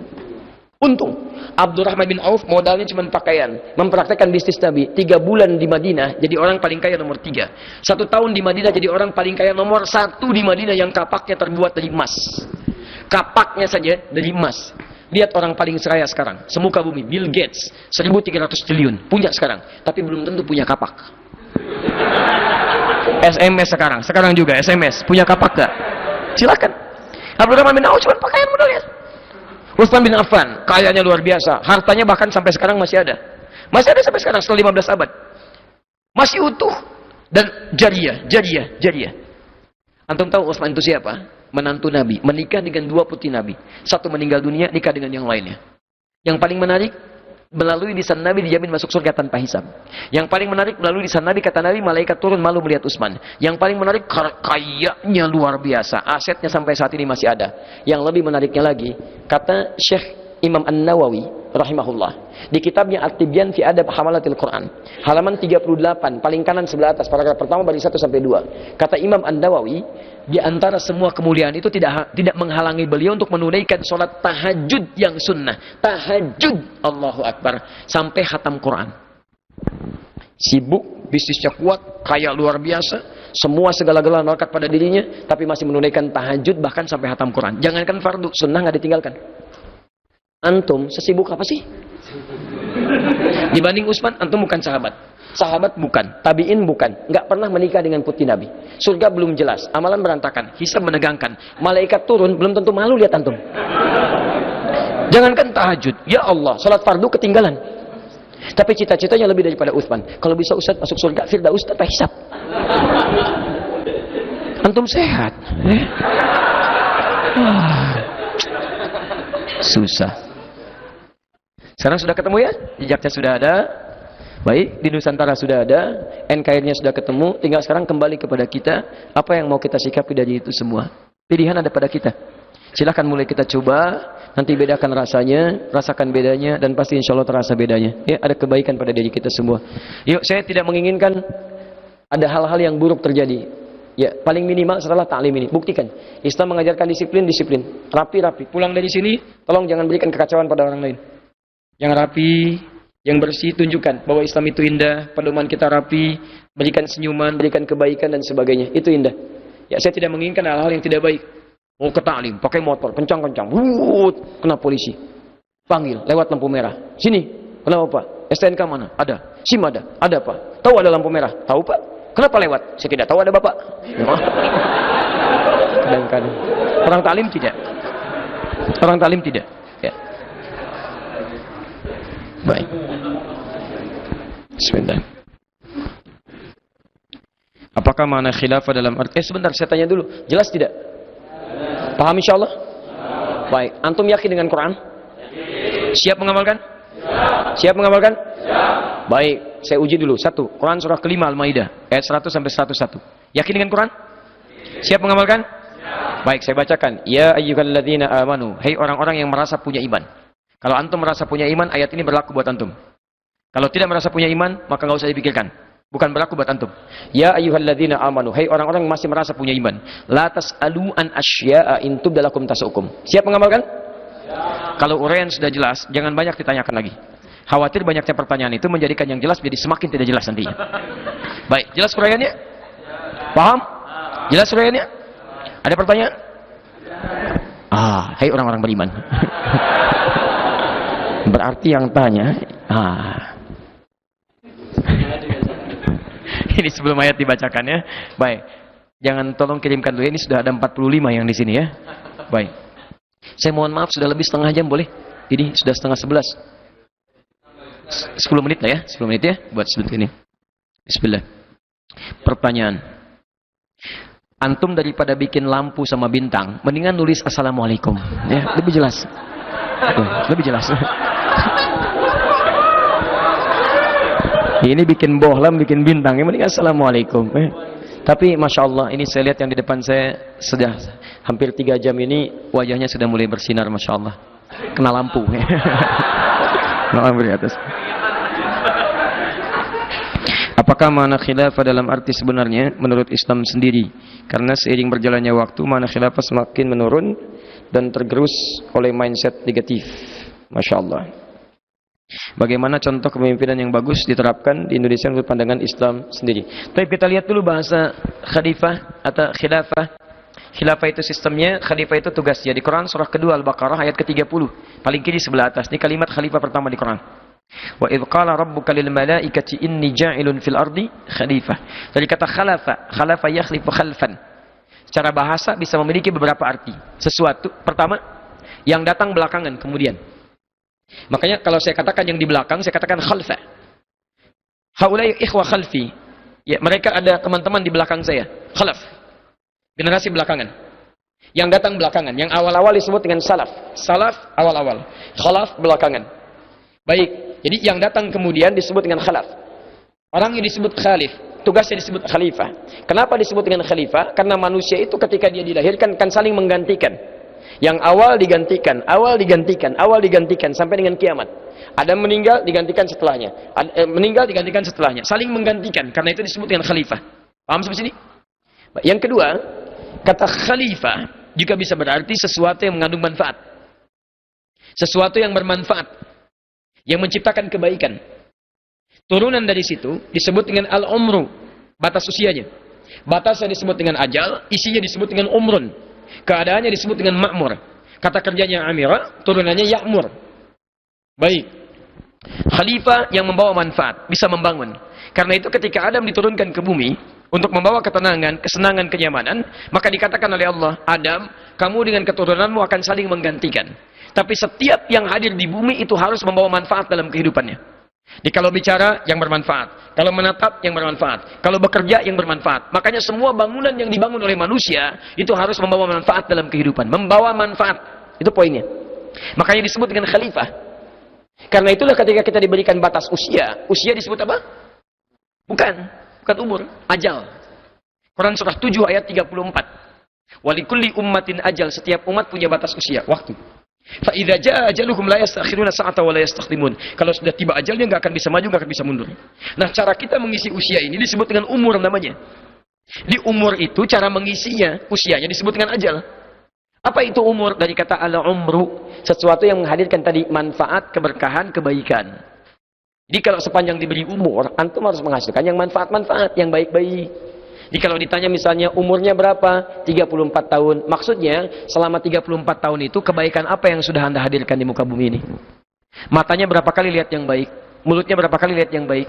Jangan-jangan anak 4 tahun sudah menghafal Quran. Mata buta, hafal Quran. Antum dikasih 40 tahun, 50 tahun, mata sehat, fisik kuat. Masih belum sempat hanya sekedar melihat mushaf. Antum butuh berapa tahun lagi? Alhamdulillah. Butuh berapa tahun lagi? Ayo berubah. Berubah. Jadi kalau antum sudah mendapatkan kebaikan, Masya Allah. Maka ketika pulang, enak. Dulu kami punya kawan namanya Ahmad Muzammil. Semoga Allah menyayangi beliau. Beda usia dengan saya kisaran 5-6 tahun lah. Saya sekarang 33, mungkin beliau 38. Tapi sudah meninggal dunia. Kami mengasuh pesantren dengan nama yang sama. Saya dulu waktu pertama kali dari Libya ke Indonesia, mengasuh pesantren Al-Hikmah. Di Lebak Bulus, itu untuk penghafal Quran. Mahasiswa yang tinggal di sekitaran Jakarta Selatan. Supaya tidak tinggal di tempat yang kurang-kurang baik, ditampung di situ, gratis, menghafal Quran, dan Masya Allah. Ya, belajar di sekitaran Jakarta Selatan. Beliau Ahmad Muzammil, Allahu Akbar, mengasuh Al-Hikmah juga. Fokusnya tahsin. Tahsin. Saking sayangnya Allah kepada beliau, kisaran 2-3 tahun lalu. Bulan Sya'ban, ba'da subuh, setelah sholat subuh. Gak dapat Ramadan. Ya ayyatuhan nafsul mutmainnah, irji'i ila rabbika radiyatan mardiyah. Wah, Ahmad Muzammil, pahala kamu sudah banyak. Setiap orang tahsin kamu dapat pahalanya. Enggak, setiap tahsin pahala mengalir, pahala mengalir. Setiap baca Quran 1 huruf 10 kebaikan. 10 kebaikan, 10 kebaikan. At-Tirmidzi dalam hadis 2910. Man qara'a harfan min kitabillah falahu asyru hasanat. Siapa yang baca 1 huruf dari kitabullah, 10 kebaikan mengalir bagi dirinya. Setiap tahsin dapat, sudah, kamu pulang. Adi Hidayat masih banyak dosanya, masih banyak kesalahannya. Dapat Ramadan dia, kamu tidak, pulang. Cuma dikasih bersin 2 kali. Hadsi. Ya ayat Tuhan nafsul mutmainnah. Indah pulangnya. Ahmad Muzammil bersin 2 kali, meninggal. Antum bersin berkali-kali tadi belum meninggal juga tuh. Tapi yang paling menarik adalah lihat kebaikan banyak ditenun. Mata melihat yang baik, mulut mengucapkan yang baik, kaki kepada yang baik. Itu umur namanya. Kerjanya baik, pada orang tua baik, pada pasangan baik, pada anak baik, pada segalanya baik. Jadi teman-teman sekalian, kalau ditanyakan kepada antum, apa artinya khalifah? Khalifah itu adalah pesan-pesan kehidupan yang menjadi tugas kita, misi kita saat di dunia untuk menampilkan banyak kebaikan-kebaikan. Wujudnya dua, ada kebaikan spiritual dalam wujud ibadah ritual, ada kebaikan sosial dalam hubungan muamalah dengan makhluk. Kebaikan ritual diukur berdasarkan takwa antum hubungan dengan Allah. Kebaikan sosial diukur berdasarkan takwa antum dengan makhluk. Makanya ketika disebutkan takwa di Quran sebanyak 115 kali, dibagi dua bagian. Ada hubungan dengan Allah, misal Quran surah kedua, ayat 2 sampai dengan ayat kelima. Dzalikal kitabu la raiba fihi hudal lil. Siapa orang takwa itu? Alladzina yu'minuna bil ghaib wa yuqimunas shalah. Salat ibadah ritual. Ritual. Ada yang kedua ibadah sosial, hubungan dengan makhluk. Atau hubungan dengan makhluk, antum khalifah, cari yang baik-baik, cari yang bermanfaat. Siapapun selama dia makhluk, hadirkan kemanfaatan yang baik-baik. Quran surah ketiga Ali Imran ayat 133 sampai 134. Wasari'u ila magfiratin min rabbikum wa jannatin arduha samawati wal ardu uiddat lil muttaqin. Siapa orang takwa di sini? Ayat 134-nya. Alladzina yunfikuna fis sarra'i wad dharra. Yang gemar berbagi dengan sesamanya. Maaf, berbagi dengan siapa? Sesama. Quran tidak pernah menyebutkan dia muslim atau tidak. Di sepanjang Anda manusia, belum tentu tetangga Anda ini muslim semua. Mungkin ada yang non muslim. Tunjukkan kebaikan orang Islam. Demi Allah saya katakan, ketika Anda diminta berbagi, kalimat iman disebutkan di situ. Teman-teman kalau kedatangan tamu, saya akan bertamu ke rumah Anda. Anda buatkan minuman tidak? Cari makanan. Kenapa? Kenapa? Bukan karena ada tamu. Kalau orang beriman itu bukan karena tamunya datang, karena Allah perintahkan dia untuk mengerjakan itu. Man kana yu'minu billahi wal yaumil akhir falyukrim dhaifah. Siapa yang merasa beriman pada Allah dan hari akhir, muliakan tamunya. Jadi memuliakan tamu itu bukan tamunya mau datang, tapi karena Allah perintahkan. Jadi kalau tamu nggak jadi datang pun dia nggak akan marah, nggak akan kecewa karena dia selesai menunaikan perintah Allah. Sudah bikin minuman bagus, cari-cari jus yang paling enak, masya Allah. Tiba-tiba di jalan tamunya telepon, akhi, mohon maaf saya nggak bisa datang nih, ada acara ini. Karena dia mengerjakan karena Allah, bukan karena tamunya, dia nggak ada masalah. Gak apa-apa akhi, alhamdulillah, mudah-mudahan lancar acaranya. Alhamdulillah ya Allah yang telah memberikan anugerah tambahan minuman. Yummy, masya Allah. Enak. Kalau antum cuma karena tamunya capek, ya Allah, gak jadi datang, udah nyari ini nyari itu. Antum belajar karena pengen lihat ustadznya atau karena Allah? Ayo. Besok-besok saya uji gak datang nih. Masya Allah, belum tentu. Jadi kalau dilakukan karena Allah, itu enak semuanya, nyaman. Coba ketika berbagi, antum cek. Pernah dengar hadis ini nggak? Siapapun orang yang dalam bahasa umum bebasnya, siapa yang memasak makanan, baunya tercium pada tetangganya, maka bagilah tetangganya walaupun cuma kuahnya. Tapi tolong baca hadis dengan baik ya. Itu maksudnya kalau antum masak kuahnya saja. Kalau cuma masak kuahnya saja, maka kuahnya saja pun bagi dengan tetangga supaya dia tidak berpikir yang negatif. Antum masak kuah ayam isinya singkong. Antum gak bagi dengan teman, karena gak dibagi dia simpulkan, aduh kuah ayam gak dibagi, masak ayam, padahal cuma kuahnya. Maka bagi kepada dia. Tapi kalau antum masak kuah dengan isinya, jangan antum ayamnya makan, kuahnya kasih orang. Itu gak tepat. Tapi yang ingin saya sampaikan, apakah Nabi pernah mengatakan kalimat ini jika tetangga Anda muslim?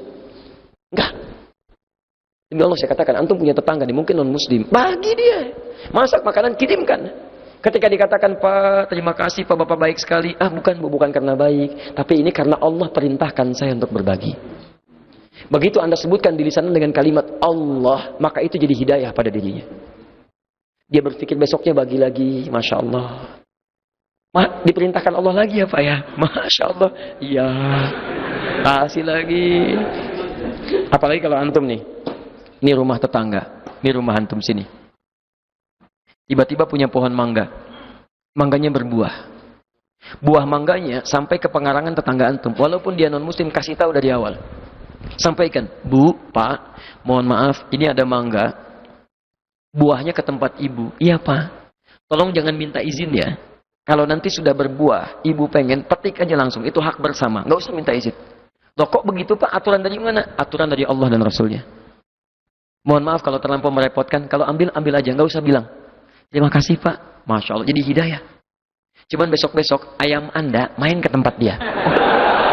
Masya Allah, ayam. Dia belum tahu hukumnya. Masya Allah. Begitu besoknya datang, Anda diundang. Masya Allah, Pak, ayam. Jadi itu ya. Di antum nggak usah sibuk banyak-banyak loh, ini itu. Ya, antum terapkan dulu kebaikan-kebaikan. Kalau diri sendiri sudah baik, di rumah sudah baik, keluarga baik, tetangga baik, RT baik, jadi sekampung baik, senegara baik, maka sudah berlakulah kemudian nilai-nilai keislaman dalam kebaikan. Nggak usah takut. Selesai. Jelas ya? Baik, dan nggak usah merubah macam-macam. Sudah jadi jalani. Negara Republik Indonesia anugerah Allah Subhanahu wa taala. Jadi sudah selesai. Tinggal kita terapkan nilai keislaman dalam diri kehidupan kita. Dan negara menjamin. Ayo, terapkan oleh kita. Kata yang baik, sikap yang baik dan sebagainya, insya Allah. Dan tegaskan sesuai dengan hukum yang baik-baik. Ustadz, bagaimana cara kita? Mungkin bukan kita, tapi Anda. Saya nggak ikutan. Ya. Kadang-kadang suka dilibatkan. Ketika kita ingin berhijrah, tetapi orang lain mengejek kita dengan mengatakan so'alim. Masya Allah. Anda ingin berhijrah jadi lebih baik, kemudian orang mengatakan mengejek Anda so'alim. Bagaimana menyikapinya? Pertama, Anda harus sadari dulu, tidak ada di muka bumi ini, bahkan di alam semesta ini, yang bebas dari ejekan. Celaan itu berlaku. Kalau Anda orang baik, Anda akan dicela oleh orang buruk. Kalau Anda orang buruk, Anda akan dicela oleh orang baik. Hikmahnya begitu. Anda ini coba renungkan, Allah dicela oleh orang kafir.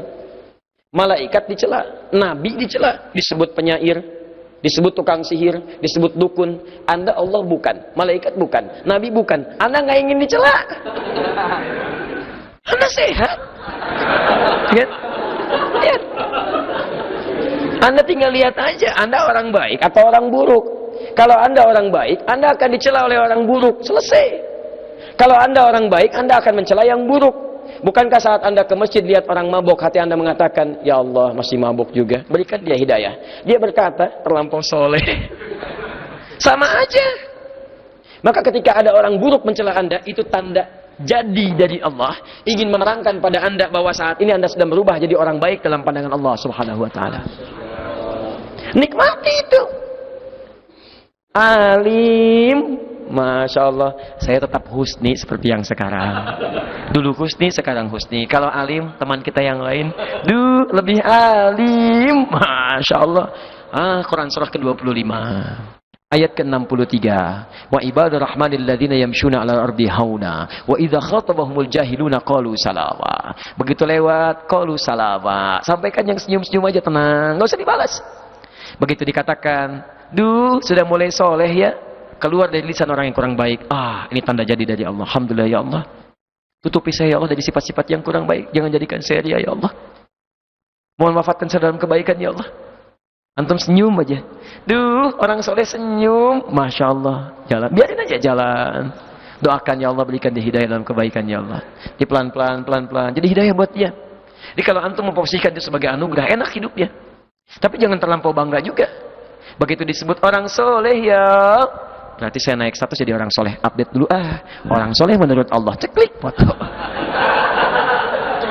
Habis. Jelas ya? Jadi tidak ada yang bebas dari celaan. Jadi kalau dicela, antum bersabar, tawakal kepada Allah, terus perbaiki lagi, perbaiki lagi, perbaiki lagi. Kemudian jangan balas mencela. Kalau antum mencela sama dengan dalam diri antum pun ada celaan juga. Yang baik-baik aja. Quran surah ke-16 ayat 125. Ud'u ila sabili rabbika bil hikmah. Ajak orang lain kepada jalan Rabbmu dengan cara yang terbaik.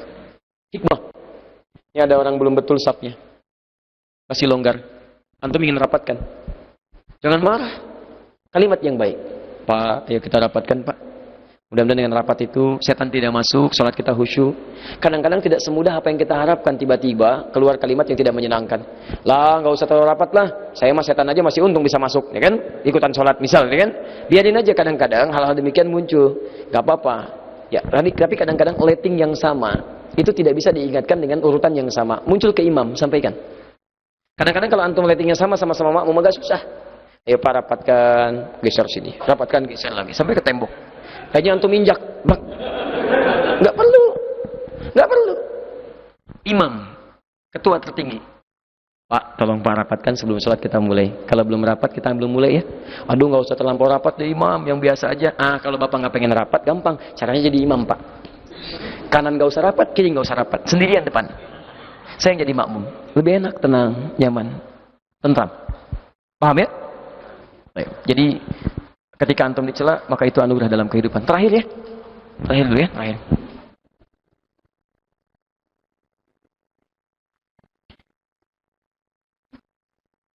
Ustaz, ada 2 pertanyaan ya. Apa batasan sunnah dan bid'ah? Tolong dijabarkan dengan detail. Pertanyaan pertama, saya jawab ini saya dulu satu. Baik. Sunnah itu segala yang melekat pada Nabi sallallahu alaihi wasallam, baik perkataan, perbuatan ataupun ketetapan, dan menjadi pedoman hidup beliau. Dipraktikkan. Jadi kalau belum dipraktikkan dalam fikih itu bisa disebut dengan hadis. Melekat kepada Nabi, ya, jadi sumber hukum, boleh mengerjakan, tapi Nabi belum tentu mengerjakannya. Kalau Nabi kerjakan, jadi pedoman kehidupan, itu disebut dengan sunnah. Nah, sunnah ini ada 4 jenis. Kalau keluar dari 4 ini, baru disebut dengan bid'ah. Apa keempat jenis ini? 1, ada dalilnya, ada contohnya, detil. Jadi dalil ada, contoh ada. Paling gampang sholat. Sholat itu jelas. Dalilnya ada, contohnya ada. Dalil ada, Quran surah kedua ayat 43, wa aqimus sholat, tunaikan sholat. Contoh ada, langsung dari Nabi. Quran, hadis riwayat Al-Bukhari, nomor hadis 651. Sallu kama ra'aitumuni usalli. Salatlah kalian seperti melihat saya salat, contoh ada. Jadi kalau sudah Nabi contohkan, dalilnya ada, antum gak boleh beda. Gak boleh beda. Kalau salah, antum beda, bukan Nabi yang salah. Antum yang terlampau kreatif. Awas, jangan terlampau soleh. Kalau sudah Nabi contohkan, kerjakan sesuai itu. Contoh, An-Nasai nomor hadis 886. Antum takbir, Allahu Akbar. Saat bertakbir itu, baik tangan sejajar dengan bahu, ataupun sejajar dengan daun telinga, An-Nasai nomor hadis 1101, itu semuanya sama, cuman satu cara ketika disimpan. Ya, lihat kalimatnya, fawada'a yadahul yumna 'alal yusra, kemudian meletakkan telapak tangannya yang kanan di punggung yang kiri, letakkan di dada. Itu kalimatnya menggunakan fa. Fa itu harfu atfin, rabitin baina syai'aini bila hulun. Huruf perangkai dua peristiwa dengan cepat tanpa jeda. Jadi begitu mengatakan letakkan telapak tangan yang di punggung yang kiri, cepat, langsung, gak ada gerakan lain. Angkat, letakkan, langsung. Jelas, satu dalil, satu cara. Maka kita tidak boleh beda. Langsung kerjakan, seketika letakkan. Ya ini kadang-kadang, mohon maaf, Ustaz saya gak enak lah kalau kiri duluan. Kalau saya mau sholat, tiba-tiba kiri duluan ke sini kan gak sopan. Masa sama Allah kiri? Saya pengen yang kanan. Begitu takbir, Allah kanan masuk, kiri ditulis, malah masuk. Kadang-kadang kaki naik dikit, gitu kan? Ini saya mohon maaf, saya tidak bermaksud menyalahkan ya. Tapi coba kita cari dulu dalilnya. Kalau antum ada dalilnya, kemudian dikaji benar, saya akan sampaikan saya keliru. Yang benar dari anda. Tapi saya di rumah itu setidaknya punya koleksi 1235 kitab hadis. Dari yang paling sahih sampai yang paling palsu, itu saya nggak temukan. Di kitab hadis palsu aja, itu nggak ditemukan yang begini. Jadi pemalsu hadis saja tidak tertarik memalsukan hadis itu. Saking jelasnya. Terus antum pengen ikutan gitu kan? Nah, jadi jangan buat dunia jadi aneh gitu ya. Nah, dan itu bagian pertama. Di contoh ada, dalil jelas. Yang kedua, dalil ada, contoh sementara. Kunut misalnya. Kunut itu dalilnya ada. Contohnya sementara. Di Nabi di awal-awal pernah berdoa, ya. Ya peristiwa Biur Maunah itu. Ada sekelompok sebagian sahabat datang kepada Nabi mengatakan, mohon maaf, disebut sahabat karena awalnya nampak seperti sahabat. Padahal dia pura-pura. Ya. Kemudian dia datang mengatakan, di tempat saya mendol desa masuk Islam semuanya. Maka Nabi senang diutus dan 70 orang sahabat. Penghafal Quran. Berangkat ke sana, begitu sampai sana diberikan berita kepada Nabi, beliau sedang sholat. Dalam riwayat disebutkan dari Imam Malik akan ruku, riwayat yang lain disebutkan saat bangkit dari ruku. Tiba-tiba disebutkan ya Muhammad SAW, ternyata mereka kemudian disiksa dan dibunuh. Maka Nabi kemudian merasa kecewa, menyampaikan dengan jiwa kemanusiaannya, bermohon kepada Allah, Allahumma adzibhum, Allahumma al'an bani kita, ya Allah tolong laknat si fulan, tolong hukum si fulan, tolong disebutkan. Sampai turunlah Quran surah ketiga Ali Imran ayat 128 sampai 129. Laisa laka minal amri syai'un aw yatuba 'alaihim aw yu'adzibahum fa innahum zalimun. Muhammad, kamu tidak punya hak untuk menghukum seseorang atau memberikan hidayah karena mereka berbuat zalim. Maksud Quran ini, kalau ada kesalahan terjadi, jangan cepat minta dihukum, karena ini baru awal tugas masa kenabian. Kalau cepat minta dihukum, nanti umatnya habis, sedangkan engkau itu nabi untuk seluruh alam sampai batas akhir manusia. Maka dilatih Nabi kemudian untuk menguatkan kesabaran. Maka dari situlah kemudian disebutkan dalam riwayat Nabi tidak mempraktekkan itu lagi, tapi mengganti doa dengan kalimat-kalimat yang baik. Kalimat-kalimat yang baik yang berpengaruh ketaatan disebut dengan kunut namanya. Allahumma hdini fiman hadait, wa afini fiman afait, wa tawallani fiman tawallait, wa barik li fima atait. Ya, dan seterusnya. Kemudian diajarkan pada cucunya diantaranya Al-Hasan, termasuk Ibnu Umar, belajar itu. Nah, ada riwayat menyebutkan Nabi tidak mempraktekkan itu lagi, tapi sebagian sahabat membaca dibiarkan oleh Nabi. Ibnu Umar mengatakan kadang-kadang Nabi mempraktekkan. Ulama kemudian melihat karena sahabat ada yang pernah mempraktekkan, didiamkan oleh Nabi.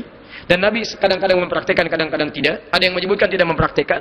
Maka ulama sepakat bahwa kunut itu kalaupun mau dikerjakan itu tidak ada masalah. Tapi pilihan kita ada 3 bagian. Pertama, nggak kerjakan, nggak apa-apa. Karena Nabi pun tidak mengerjakannya setelah itu. Riwayat demikian. Ada yang mengatakan mau dikerjakan, silakan. Karena sebagian sahabat mengerjakan, Nabi mendiamkan. Maka Imam Abu Hanifah memilih tidak mengerjakannya. Imam Malik, Imam Syafi'i memilih mengerjakannya. Imam Malik mengerjakannya sir, tidak dikeraskan. Dan sebelum ruku. Di rakaat kedua sebelum ruku. Ya. Kemudian Imam Syafi'i mengeraskan. Rakaat kedua setelah ruku. Ya. Allahumma hadini fiman hadait. Kalau jadi imam, Allahumma hadina fiman hadait. Imam Ahmad bin Hanbal memilih yang ketiga, menengahi. Ini kan sebelumnya nggak ada doa itu. Ada peristiwa besar, ada doa itu. Setelah peristiwa yang nggak ada, nggak dibaca lagi. Maka disimpulkan oleh beliau, maka doa itu dibacakan jika ada peristiwa besar saja membutuhkan doa. Peristiwa besar membutuhkan doa disebut dengan nazilah. Maka setiap ada peristiwa nazilah, maka dibacakan doa kunut tadi. Ditambahkan dengan doa-doa yang lainnya. Di semua hampir waktu-waktu salat, terutama yang jahar. Maka ulama sepakat ketiga-tiganya. Walaupun Imam Ahmad mengatakan nazilah, Imam Syafi'i mengatakan dijaharkan, Imam Malik mengatakan disirkan, Abu Hanifah tidak mempraktekannya, namun mereka semua bersepakat bahwa tidak saling menyalahkan kalau ada yang ingin menggunakan. Jadi contohnya sementara, dalilnya ada. Kalau ingin dipakai silakan, tidak juga silakan. Yang salah, yang tidak sholat subuh. Telah selesai. Ya, saya pernah di Tripoli kedatangan tamu dari Indonesia, sampaikan, Ustaz, sekarang alhamdulillah di Indonesia Muhammadiyah NU kompak. Sekarang udah nggak ada kunutnya. Insya Allah saya bilang bisa begitu Pak. Iya, karena sama-sama nggak ke masjid, sholatnya di rumah semua. Ya itu poinnya teman-teman sekalian. Ya, yang ketiga, dalil ada, contoh tidak ada. Ini pun bukan bid'ah, hati-hati. Hati-hati, kadang kalimat-kalimat gak lengkap. Setiap yang gak ada contohnya bid'ah. Tolong pelajari dulu dengan baik. Karena ada juga yang dalil dari Nabi tapi contoh tidak ada. Misal, Nabi pernah jalan dengan Khalid bin Walid. Ketika berjalan dalam satu medan peperangan, tiba-tiba Khalid nombak satu biawak darat, ditombak, dibakar, dihidangkan di hadapan Nabi. Tapi Nabi diam aja gak makan. Ternyata Khalid makan, dites oleh Khalid, haram gak didiamkan Nabi? Dimakan, ternyata Nabi mendiamkan. Terus sampai dimakan sampai habis oleh Khalid. Nah, diamnya Nabi ketika membiarkan hukum itu disebut dengan takrir namanya, persetujuan Nabi. Artinya hukumnya boleh. Boleh sekalipun Nabi tidak mempraktekkan itu. Nah, sekarang pertanyaannya kenapa Nabi nggak praktekkan? Karena tidak semua yang kemudian jadi boleh itu cocok buat Nabi. Atau bisa beliau gunakan. Bagi Nabi kalau ada kambing ngapain makan biawak? Kalau ada ayam kenapa makan biawak? Tapi bagi Khalid, saya ini kan orang medan perang, orang lapangan. Nabi kadang di lapangan, kadang bimbing umat. Kalau saya kan tidak setiap hari bersama umat, tidak setiap hari dapat kambing guling, ayam bakar dan sebagainya. Saya harus punya tap ini, biawak guling. Kalau saya tidak uji ini, saya nggak akan tahu mana yang halal, mana yang haram. Makanya saya makan untuk menguji di hadapan Nabi ini halal nggak, haram nggak. Hukum itu yang kemudian bisa diambil oleh para tentara kita, pasukan khusus. Ada Denjaka dari marinirnya, ada kemudian Kopassus dari daratnya, ada Paskas dari angkatan udaranya. Ketika mereka muslim beriman, berperang, gerilya kemudian di hutan. Kalau nggak pernah belajar prinsip ini, bagaimana bisa menerapkannya? Kan nggak dapat kambing guling tuh, nggak dapat ayam bakar. Susah. Mau seperti apa kalau nggak dicoba susah. Akhirnya apa? Puasa, kata musuhnya, nggak usah ditembak, nanti mati sendiri. Jadi teman-teman sekalian, ada yang ketiga, yang keempat, ini yang dahsyat. Dalil tidak langsung, contoh nggak ada. Dalil yang nggak langsung di Quran nggak ditemukan, di hadis jangankan yang sahih, yang palsu aja nggak ada. Tapi cuma bisa dilihat lewat analogi, kias namanya, kias. Contoh, zakat fitri. Antum kalau zakat fitri, yang antum sebut fitrah itu pakai apa? Beras misalnya. Coba cari dalam hadis. Nggak usah antum tunjukkan hadis sahih, hadis palsu aja. Pernah nggak Nabi zakat pakai beras? Sampai kiamat kurang 2 hari, antum nggak akan temukan. Sehari lagi buat sadar, ngapain antum nyari? Nabi zakatnya kalau nggak pakai kurma, pakai gandum. Karena makanan pokok beliau itu sampai sekarang makanannya itu. Makanya kata Muawiyah ketika beliau menyampaikan dibawa ke Syam, berkuasa beliau menyampaikan ada irbun, ini makanan pokok. Jadi kalau makanan pokok antum dimakan di tempatnya walaupun bukan kurma dan gandum boleh jadi kemudian bagian dari zakatnya. Tapi contohnya nggak ada dari Nabi. Dalil langsungnya tidak ada, metodologinya kias, ini pun bukan bid'ah. Tapi masuk dalam kategori yang diperkenankan dalam agama. Tinjauannya dalam syariat, disebut dalam fikih, kaidahnya kaidah fikih, usulnya dasarnya usul fikih. Diturunkan di situ. Nah, jadi tadi makanan pokok antum apa? Beras, nasi, Masya Allah. Tadi beras, Masya Allah, sekarang jadi nasi, Alhamdulillah. Ya, saya sepakat nasi ya. Kalau beras itu makanan pokok bagi hewan yang bertembolok ya. Ayam itu beras, bebek itu beras ya. Alhamdulillah, sampai hari ini saya masih nasi. Asalnya dari beras, maka boleh dipakai zakat. Di luar yang 4 itu baru kemudian disebut dengan bid'ah. Dalil sudah tidak ada, contoh tidak ada, kias juga tidak ada, dan dianggap sebagai bagian dari ibadah. Maka itu yang keluar dari tuntunan. Salat subuh berapa rakaat? Tiba-tiba ini 3. Ustaz, saya banyak dosanya Ustaz, belum tentu dimaafkan oleh Allah Ustaz. Besok saya mau salat subuh 4 rakaat aja. Enggak bisa. Antum mau sebanyak apapun dosanya tetap 2 rakaat. Puasa sudah bagus Senin, mau tambah Kamis, boleh. Senin Kamis sudah konsisten Ustaz, sekarang saya mau puasa Aimul Bid, boleh. Ada lagi nggak yang lain Ustaz? Boleh, puasa Daud namanya. Daud, sehari puasa, sehari tidak. Begitu temannya melihat, dia puasa Daud. Saya pun pengen sholat Daud, sholat Daud. Subuh sholat, duhur tidak. Ya Masya Allah. Ya, kemudian asar sholat, maghrib tidak. Itu nggak ada, itu bid'ah. Itu bid'ah. Jelas ya? Nah, itu nggak ditemukan. Jadi teman-teman sekalian, antum mesti teliti dalam melihat sesuatu. Jangan dulu cepat simpulkan. Tapi kalau memang itu nggak ada, nggak usah repot antum. Capek. Allah itu bikin kita mudah, kenapa bikin susah? Ayat hukum di Quran itu cuma 300 ayat kurang lebih. Quran 6.236 ayat. 6.236 ayat. Ayat hukum kurang lebih 300 ayat. Berapa persen? Cepat, 5%. 6.000 bagi 10. 6.000 bagi 10, 600. 10% bagi 2, 300. 5%. Cuma 5%. Jadi antum jangan tambah lagi. Allah inginkan antum mudah, kenapa antum persulit diri sendiri? Tapi untuk menetapkan itu sunnah atau bid'ah, antum harus teliti. Jangan cepat menyimpulkan, lihat dulu, turunkan dulu. Kalau tidak sesuai, tinggalkan. Kalau baik, kerjakan. Awas, sekarang ini orang banyak kena penyakit kutil di Indonesia. Kutil, kurang teliti. Semua disimpulkan, terutama media nih. Lihat ini baru melihat itu, framing, tampilkan, itu bahaya. Bahaya itu penyakit tuh. Saya pernah dengar kisah itu, ada seorang wartawan pengen dapat berita hebat. Semua cara dicari. Datang, terjadi kecelakaan, tabrakan besar. Pengen foto, semua orang berkerumun. Karena nggak punya akses, cari cara. Saya ayahnya korban, saya ayahnya korban. Ayahnya korban. Ya orang yang berkerumun kan kaget, ayahnya korban, jadi dikasih jalan. Begitu dikasih jalan, mau foto depan korbannya, waduh, langsung mukanya pucat. Keringat dingin keluar. Ternyata yang ketabrak anak monyet. Masya Allah. Jadi kagok. Mau meralat sudah bilang ayahnya korban, ayah korban. Mau dipoto bingung kan? Nah, itu kadang-kadang dalam keadaan tertentu. Ya. Itu ada di Quran surah ke-49 ayat yang ke-6. Awas, ya ayyuhalladzina amanu in ja'akum fasiqun binaba'in fatabayyanu. Hati-hati. Cek dulu, dicek dulu supaya apa? Supaya nanti di akhir-akhir antum tidak menyesal bahwa apa yang telah antum kerjakan ternyata salah. Jelas ya? Paham sampai sini? Cukup dulu ya? Sudah jam 11 ya? Ada apa, Pak? Amalan Dzulhijjah. Ada lagi selain ini? Baik, terakhir saya cepat ya. Amalan Dzulhijjah pertama, hadis riwayat Al-Bukhari nomor hadis 518. Baik. Dari Ibnu Abbas radhiyallahu taala anhuma, "Ma min ayyamin al-amalu shalihu fiha habbu ila Allah min hadhil ayyamil ashri." Baik, tidak ada amalan yang paling dicintai oleh Allah kecuali di 10 hari pertama bulan Dzulhijjah. Apa amalannya? Disebutkan oleh Nabi amal soleh. Setiap amal soleh yang dikerjakan di bulan-bulan Dzulhijjah, terutama di awal Dzulhijjah, tanggal 1 sampai 10, itu dicintai oleh Allah Subhanahu wa taala. Ketika dicintai, statusnya naik. Naik pertama senilai dengan jihad fisabilillah. Walal jihadu fisabilillah, qala walal jihadu fisabilillah. Tidak senilai dengan jihad fisabilillah. Jadi lebih tinggi. Ya illa rajulun kharaja bi nafsihi wa malihi wa lam yarji bidzalika min syai'. Dikecuali seorang berjuang dengan jiwa dan hartanya, kemudian dia tidak kembali lagi. Yang pertama, silakan tingkatkan amal saleh. Apa di antara amal salehnya paling gampang? Antum keluarkan semua jenis amal saleh di Quran. Bagaimana cara mencarinya? Cari kalimat iman. Setelah ada kalimat iman, setelahnya amal saleh. Wal 'asr innal insana lafi illa alladzina amanu wa amilus shalihat. Nah, bentuknya apa? Cari kalimat iman dengan setiap bentuknya. Misal kalimat yang pertama Al-Baqarah ayat 3. Alladzina yu'minuna bil ghaib, iman. Setelahnya amal saleh, wa yuqimunas shalah. Wa mimma razaqnahum yunfiqun, infak amal saleh. Ya, jadi silakan tingkatkan salatnya, salat sunnahnya keluarkan, infak tingkatkan, interaksi dengan Al-Qur'an. Walladzina yu'minuna bima unzila ilaik. Kalau antum ingin lebih banyak lagi, saran saya nanti puasa. Abu Dawud nomor hadis 2426. Ya, di buku saya di tuntunan praktis Idul Adha, halaman ketiga paling kanan sebelah bawah. Hadisnya dari Hunaidah, disampaikan dari istri Nabi sallallahu alaihi wasallam.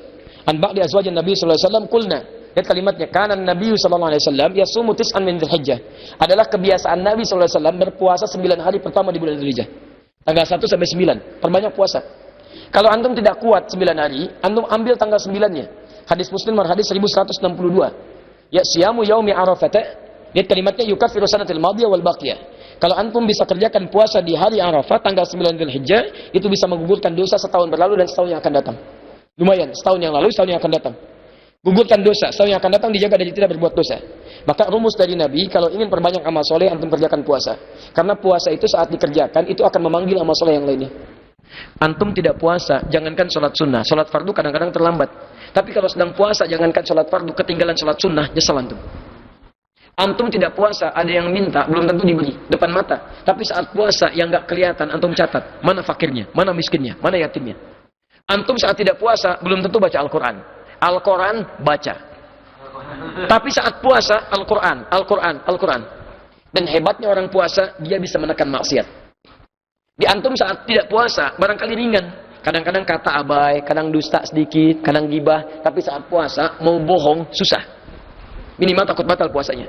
Dicela orang, gak akan balas. Tahan. Kok gak balas, akhi? Nanti aja lah, habis maghrib. Habis maghrib. Tungguin maghrib, habis maghrib lupa. Jadi ada yang baik di situ ya. Baik. Dan ada amalan khusus untuk orang yang akan berkurban. Untuk yang berkurban ini beda dengan yang lainnya. Hadis Muslim nomor hadis 1977. Saya lagi hadis Muslim nomor hadis 1977. Ya di kitab Sahih Muslim jilid yang ke-7 halaman 152, posisi paling kanan sebelah atas dari Ummu Habibah yang menyampaikan kalau Rasulullah sallallahu alaihi wasallam, lihat, idza ahalla hilal Dzulhijjah wa arada ahadukum an yudhhiya, jika telah muncul diketahui awal Dzulhijjah, ini hisab sudah menetapkan nih. Insyaallah kita Idul Adha tanggal berapa tahun ini? 10 Dzulhijjah bertepatan dengan 1 September. Antum tarik, ya, antum tarik berarti kurangi 10, kurangi 9 dari situ, berarti ketemunya berapa?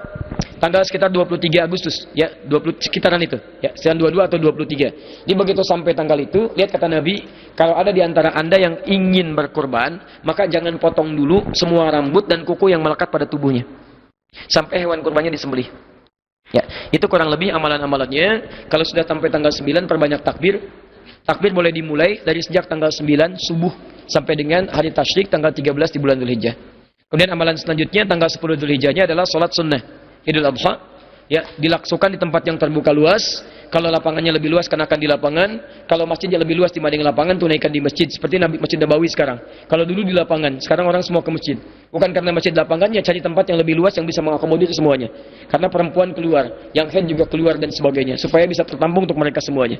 Maka cari, kemudian tanpa adzan, tanpa iqamah. Jangan terlampau soleh, tanpa adzan, tanpa iqamah. Kalau di lapangan, nggak usah pakai tahiyat. Jadi langsung duduk, kemudian tunggu, langsung tunaikan sholat. Paham ya?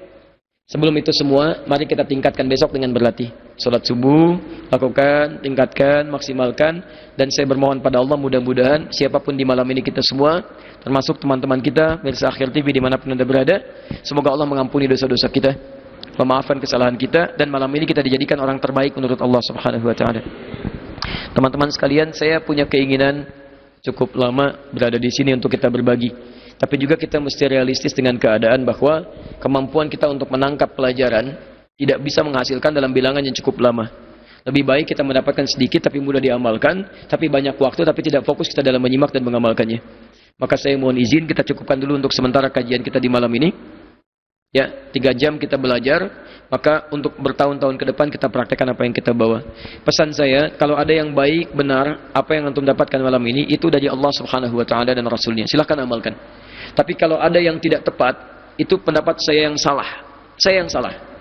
Itu pengaruh yang tidak baik. Maka tinggalkan pendapat saya, ambil pendapat ustaz yang lebih baik, tunjukkan pada saya supaya saya bisa koreksi, dan dengan itu saya sampaikan, tinggalkan pendapat saya, ambil pendapat ustaz yang lainnya. Kemudian yang selanjutnya, saya mengucapkan terima kasih, syukur pada Allah Subhanahu wa Ta'ala difasilitasi oleh teman-teman di sini. Saya mencintai antum semuanya karena Allah Subhanahu wa Ta'ala. Maka mari kita jadikan semua rasa cinta ini untuk syukur kepada Allah dengan mengamalkan kebaikan. Terima kasih pada teman-teman di PWM Muhammadiyah Yogyakarta, teman-teman Kokam dengan fastabiqul khairatnya, Quran surah kedua ayat 148. Ya, walikulli wijhatun wa muwalliha fastabiqul khairat. Setiap orang punya orientasi beda-beda. Ada orientasinya bekerja, berbisnis, macam-macam. Antum orientasinya menegakkan kebaikan-kebaikan dengan unsur kepemudaan. Semoga Allah balas kemuliaan itu semua dan menjadi pahala akhirat untuk antum semuanya. Baik, teman-teman semuanya yang telah hadir di sini, juga aparat kepolisian yang berjaga, teman-teman yang lainnya, semoga semua jerit payahnya, lelahnya diberikan yang terbaik oleh Allah Subhanahu wa taala. Terakhir, saya dengar ada para penghafal Quran di sini. Berapa orang? 30 orang. Yang sudah hafal Quran berapa orang? 30 juz. 2 orang. Ada orangnya. Baik, taib. Yang 2 orang insyaallah dari akhir kita berikan apresiasi, masing-masing mendapatkan 5 juta rupiah, dan untuk yang sisanya kita berikan 10 juta untuk dibagikan. Jadi kita ikutan, nanti kita berikan 20 juta, tolong titip 5 juta untuk yang telah hafal Quran, dan 10 juta dibagikan bagi yang penghafal sisanya. Mudah-mudahan untuk membantu, untuk kami saya tidak bisa berikan apapun. Saya sangat mencintai para penghafal Quran. Ya, kalau ada yang bisa saya berikan apa yang terbaik untuk antum. Ya, mudah-mudahan jadi kebaikan untuk semuanya. Saya mohon maaf kalau besok saya harus kembali dan jam 6 kami sudah take off. Terima kasih teman-teman semuanya. Insyaallah nanti kalau ada kuota buku, ya, saya sebut kuota karena kadang-kadang suka habis, ya. Baik, nanti insyaallah kita kirimkan khusus untuk Idul Adha. Ya, nanti kita lihat kalau yang di Alisan, di Palembang dan beberapa sudah tersalurkan, kita kirim kemudian ke Jogja untuk bisa dibagikan. Nanti silakan dikoordinir sesuai dengan keadaannya masing-masing. Nah, itu tidak dijual. Antum silakan dapatkan, silakan antum untuk pelajari dan bisa diamalkan dalam kebaikan. Kalau bisa sih disinergikan, misalnya dari beberapa masjid dari daerah-daerah yang ada, titipkan supaya bisa dibaca dengan teman-teman yang lainnya. Cukup ya? Subhanakallahumma wa bihamdika asyhadu an la ilaha illa anta astaghfiruka wa atubu ilaik. Wa akhiru da'wana alhamdulillahi rabbil alamin. Allahu minkum. Assalamualaikum warahmatullahi wabarakatuh.